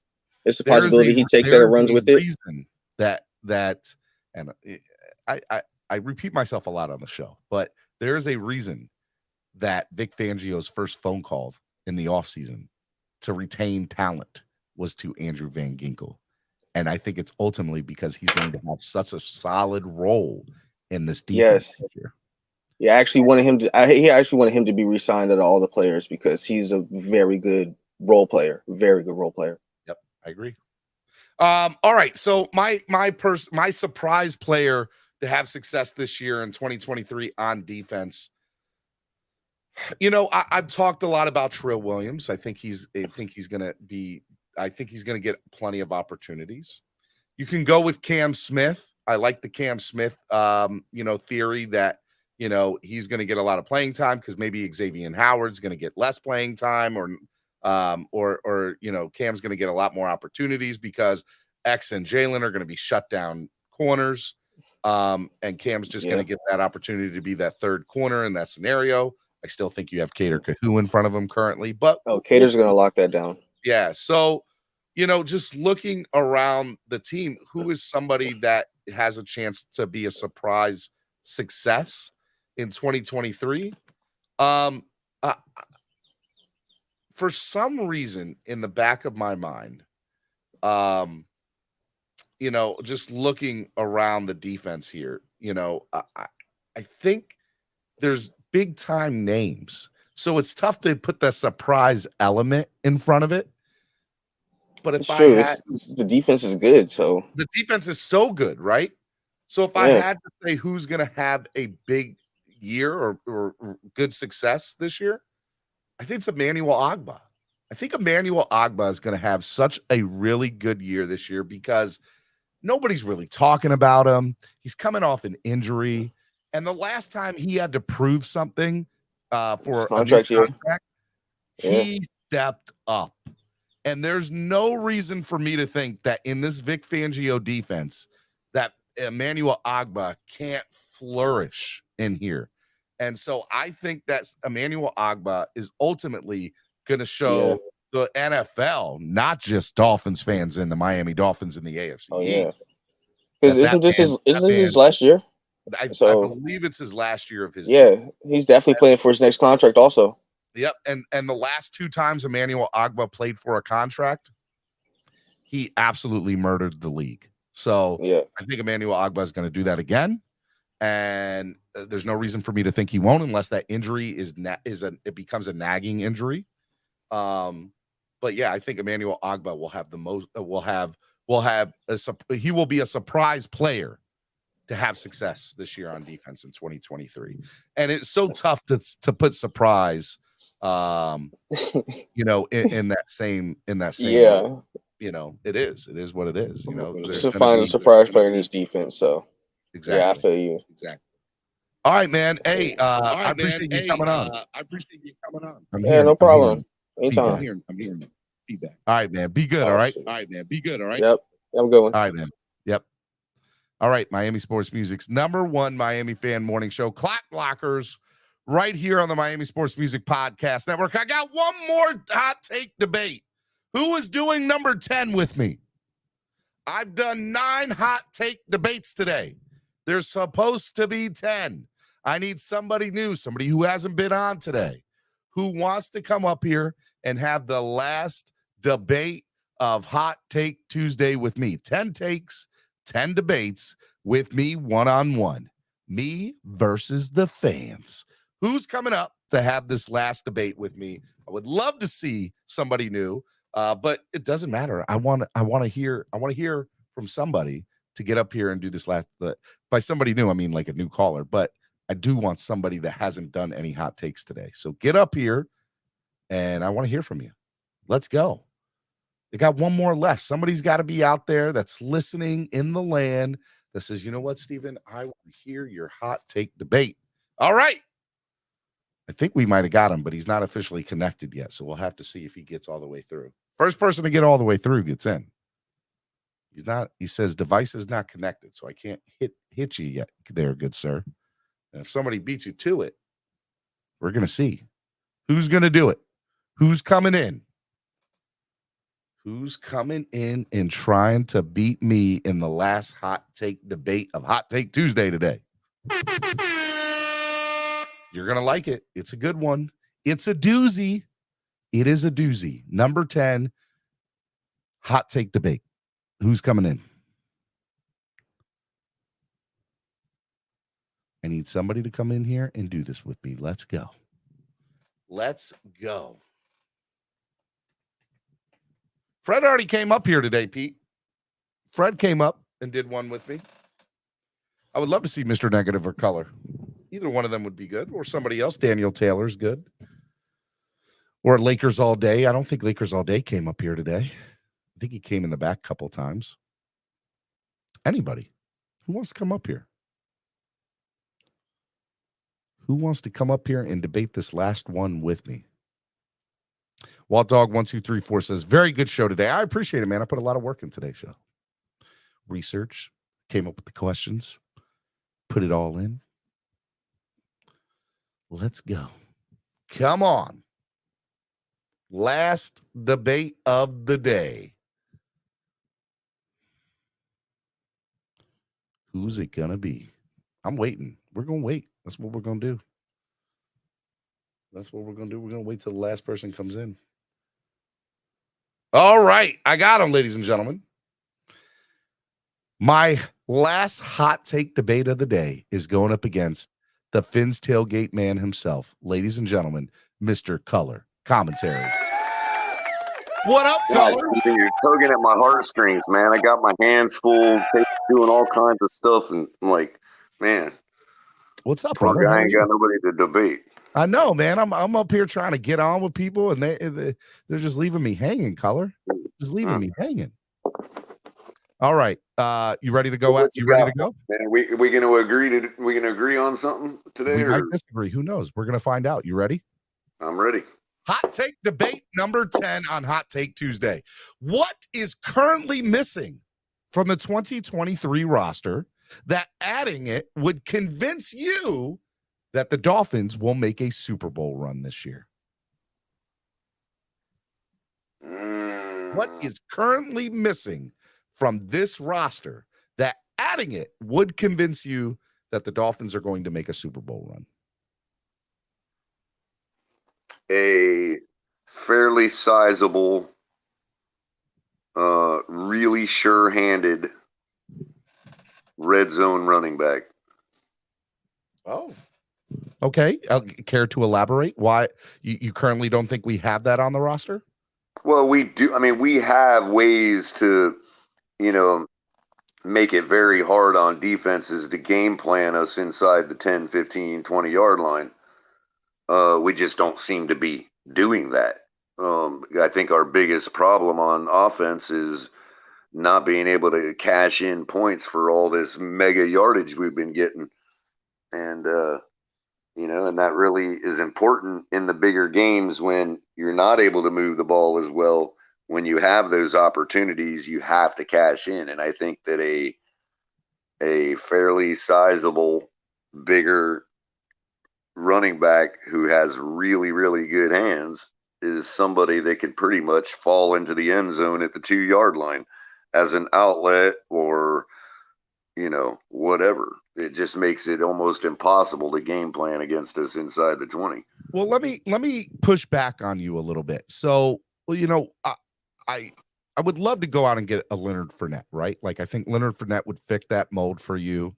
And for that theory and that thought process to begin with, right? I love Leonard Fournette. Sure. I don't think he would cost much. I think he'd cost around 2.5, maybe 3 million tops. And he has Super Bowl winning in his background, and he's a great player. And I think he would add to this offense tremendously. Now, with that being said, I don't know if that's what's missing, because I think we might have that in Alec Ingold. Alec Ingold didn't get a chance last year to play fullback a lot because of his hand injury. And Right. so Well, I'd like to think that because that has healed, that he will get a chance to be fullback this year, and we will get to see Alec Ingold in a way that we saw Lusaka Polite years ago for the Miami Dolphins. And, going in when Alec Ingold signed here, everybody said, okay, he's the second best fullback in the league. He's, got a great opportunity. I'm really excited about what he can offer here. Well, added to the fact that McDaniel's been very convincing or stated publicly on multiple times saying, I abandoned the run last year when I should have stuck with it. I want to make sure in 2023 I stick with the run more.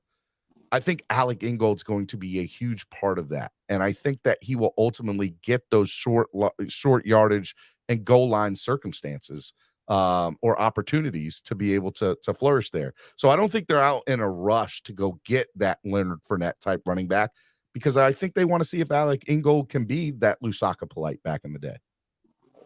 yeah, I hear you, but we've been saying that name for a couple seasons now without any results. I understand the hand injury and all that, but at the same time, I mean, that's part of it. Leonard Fournette's hands ain't broken. You know what I mean? They're not. And, They're not. And I mean, the only other thing would be making a big move for a guy, an offensive lineman. I don't know why people have been mentioning Zach Martin. I don't know why Dallas would be shopping him, but is there any truth to that, or is it one of those things like pipe dreaming and the guy's not even available? Well, because the other thing is, I mean, we get a couple injuries up and down the O line, and we're having serious issues on offense. I 100% believe that, right? So in making this question, what is currently missing from the 2023 roster that adding it would convince you that the Dolphins would make a Super Bowl run? I thought about everything, right? I thought about defensive backs and secondary. We're good there. I thought about linebackers. I was like, there's good linebackers that are not going to make the squad this year. So I have to think that we're okay there. The defensive line and the defensive pass rushers, we're good there. I think that on the offensive side, the wide receiver room, there's going to be a wide receiver or two that is really good that is not going to make this 53-man roster. I think that the tight end, everybody thinks that is a weakness for us. I disagree. I think they have who they want in playing there. I think Elijah Higgins is going to get a big opportunity, and I think they like Eric Saubert. And don't forget Durham Smythe, obviously. And then looking at the running back situation, they were very happy and very inclined quickly to re-sign and run it back with the current stable of running backs that they had last year. And so, yes, I would like to have a Leonard Fournette. I think he'd be something that would be missing. But is he that roster piece that is missing that we don't have? No, I think it goes to the offensive line. And I think it goes to either the guard or maybe even the, tackle situation. I'm not sure if that comes in the form of a trade with somebody like Zach Martin, if he's available. What would it cost to get somebody like that? I don't know if it comes in the trade of Washington Commanders just released Norwell. Is he somebody that the Dolphins could snatch up? And does that come in the form of a free agent? Dalton Risner, DJ Fluker? I'm not sure. I agree with you that if injuries happen on the offensive line, there is no way that we can necessarily recover from that with the current stable of offensive linemen we have on the roster. Well, obviously, you would like to think that they have a plan, considering, a guy like Brandon Shell, we could have brought him back. Sure, yep. he was going to command more money after last season. I get it. In a minute. But what are we doing here? Are we just going to keep bringing bottom of the barrel offensive linemen in, hoping that they make magic in 1 year just to let them go to somewhere else? I mean, well, I like your point, right? Like the Dolphins are saying to themselves, or you can make the argument that they're saying to themselves, there's no point in getting depth at the end of the bench of the offensive line because it does not matter. There is all the same. But do they still feel that way against about a Norwell or Zach Martin? Somebody I don't know. Starting day one? Well, I mean, if Zach Martin's available, but I don't know why, I don't really know much about Norwell, but Norwell started every game for the Washington Commanders last year. And there's the thought process. I don't exactly know why he was cut, but some people are saying it was cap.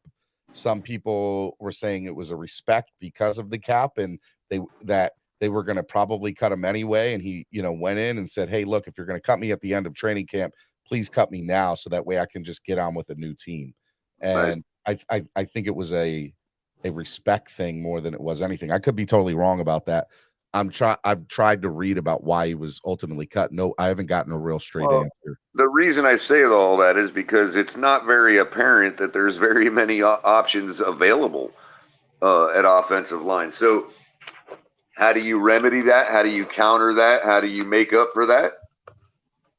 More talent, more, in the running back room. I mean, you're talking about if somebody's going to be under pressure more than, I mean, a guy like Fournette or even Dalvin Cook is,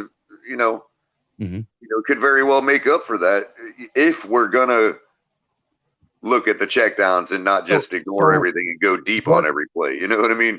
Well, let me ask you, Color, what's more likely? The Dolphins adding a high tier backup or a potential starter on the O-line, or them going to get that running back that you said that we probably should go get? What is more likely that the Dolphins will do?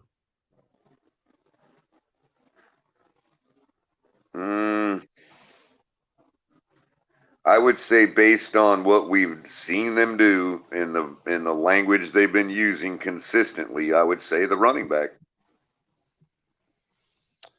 I think I would agree with you, because we've clearly heard Chris Grier saying the fans are the ones that think that the offensive line room is a problem. They don't think that it is. And until I see them make a change, I don't think that they think it is.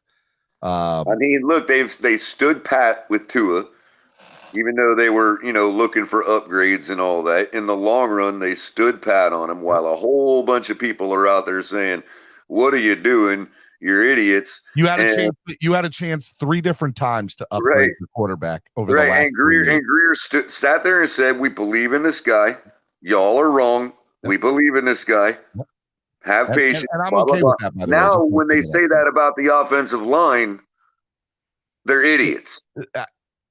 You're not wrong. You're not wrong. Here, you're 100% accurate that that's the fan base's reaction to it. When they say that about Gaskin and Noah, they're idiots.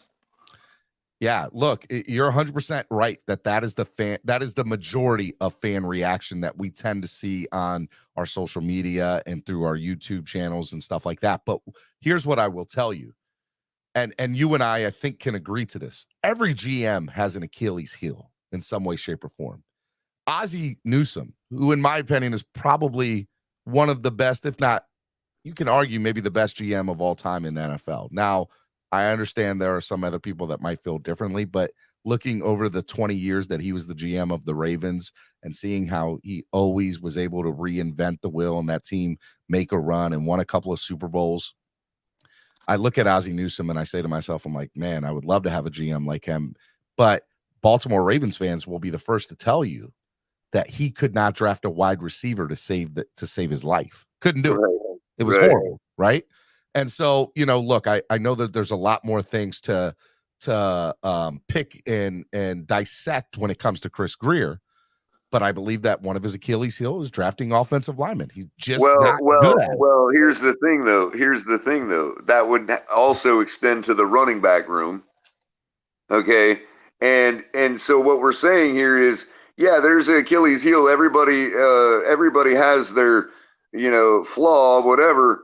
Well, okay, so it's either, a whole bunch of them, a whole bunch of mulligans for Chris Grier, or one mulligan with the quarterback. So in other words, what I'm saying is either he's right about Tua and wrong about the offensive line, Noah Igbenogany, Myles Gaskin, a couple of these other guys that we can't understand why they're still hanging around, right? He's either right about Tua and wrong about those guys, okay? He's right about those guys or wrong about Tua, okay? Or he's right about them all. You see what I'm saying? You're right. It is what it is, bro. You understand what I'm saying? So if you don't think anybody is right about everything, right? So in other words, let's throw out the right about them all because nobody can be right about everyone, right? I'm more likely to believe that he's not wrong about a whole cast of characters instead of right about one guy and wrong about all these other guys. You see what I'm saying? 100%. I would concur with you and definitely agree with you on that. All right. One of the things that I want to throw out there before I let you go is you've listened to a lot of stuff this morning. Was there any of the hot takes that you agreed or disagreed with listening to the takes this morning? Yeah, Gaskin's not the guy out, man. You don't he think never so? is until he's gone. I mean, that's true. we probably as a fan base have bet against him multiple times, and he always seems to come out, as a winner. And to crypto, Xavier Howard is not Devontae Parker. Okay, he is not washed. Okay, sorry to tell you, man. I would agree with that. All right, Colin, tell the people where they can find you and the rest of the Fins Tailgate Network. The Fins Tailgate. I'm trying to get my my errands done so I can fire up a show for this afternoon. But you can find most of my work over at the Fins Tailgate. I've been going with Ali at 6 a.m. every morning with Top of the Tailgate, and of course, hovering around everywhere as the content starts to ramp up, which it is today. It is. You are going to be seeing a lot more coffee with a cup of color coming around to carry us throughout the day, talk about camp, get updates, all that kind of stuff. And you can find me at camp on Sunday. Well, look, man, I'll be wearing the color commentary hat. go check out Color at training camp on Sunday. I really appreciate it. Thank you so much for Color for coming on, and I enjoyed doing this last take with you, brother. Sure thing, man. Have a good day. You too. All right, Miami Sports Music's #1 Miami fan morning show, Clock Blockers, right here on the Miami Sports Music Podcast Network. We did a lot of great, amazing things today. We went over 10 hot take debates today. And if you missed them, just a quick in and out of what they were. Over under on Tua stats and Tua predictions, passing yards, touchdowns, interceptions, games missed, rushing yards, rushing touchdowns. Last four in, first four out of the final 53-man roster. Who will be 1 and 2 in touchdown receptions for the 2023 season? Who will lead the team in sacks this year? Who will lead the team in interceptions this year? Who will be critical for the success on offense this year, but his numbers will not show it? Who will be critical for the success on defense this year, but his numbers will not show it? Win-loss record and finish in the AFC East. Surprise player to have success in 2023 on offense and defense. And what is currently missing from the 2023 roster that adding it would convince you the Dolphins would make a Super Bowl run? I hope that you guys enjoyed everything today. It was a lot of fun. I truly enjoyed it. It was a wonderful Hot Take Tuesday. It was a great way to really get into it. Next week, I should have DJ Genesis back, and we'll get back to it, and it'll be a great show, and I'm super stoked about it and super excited. If you guys know, tomorrow, Wildin' Out Wednesday. Thank you so much. I do want to say only one person donated today, and I appreciate that. And it was Michael K., believe it or not, from Bill's Mafia. He was the only person. So I appreciate the donation today. I do, man. Thank you so much for donating. I know we've had our differences, but I do appreciate the donation. Thank you. I want to be grateful for that and say thank you to that. If you guys want to, hit the like button. Hit the like button. Hit it. Tap it. Let people know that we're here. We can't grow without your help. It's absolutely amazing. There's a lot of stuff that we want to do this year, and we can't do it without your help. And part of that is sharing and letting people know that we exist. So let people know about Miami Sports Music Podcast Network. Let them know about Clock Blockers. It is the #1 Miami fan morning show. And without you, it doesn't grow. Okay. So Clock Blockers, #1 Miami fan morning show, right here on the Miami Sports Music Podcast Network, Monday through Friday, each and every morning here on YouTube. I love you all. Y'all are the best fans in the world. Keep it up. Tomorrow's Wildin' Out Wednesday. Hope you all had a lot of fun. You guys can hit me up at Stephen D. SKPL. Spread kindness, positivity, and love. Y'all are the best. I'll see y'all tomorrow. Peace. I know the whole city riding. A little early, it's a bit surprising. Business moves, now we enterprising. Switch it up, now we improvising. Go to get in the winter column. Whole squad been trained to go. Fins for life, we throw the foe. Singing this just to welcome bro. To a time, to a time. Time to grind, time to shine. To a time, to a time. To a time, to a time. To a time, to a time. Time to grind, time to shine. To a time, to a time. To a time, to a time. My intuition told me this. To trust the coach, he holds the gift. He knowing when to go with fits. So we knowing when to switch. This year we got the golden pick. Time to see what that pick about. Bad vibes get sent out. Only fans up in this house. We been waiting, yeah, we been patient. Now it's time to cash out, no discount. Super Bowl, yeah, we in route. I don't know when, but it's close. I don't want to over.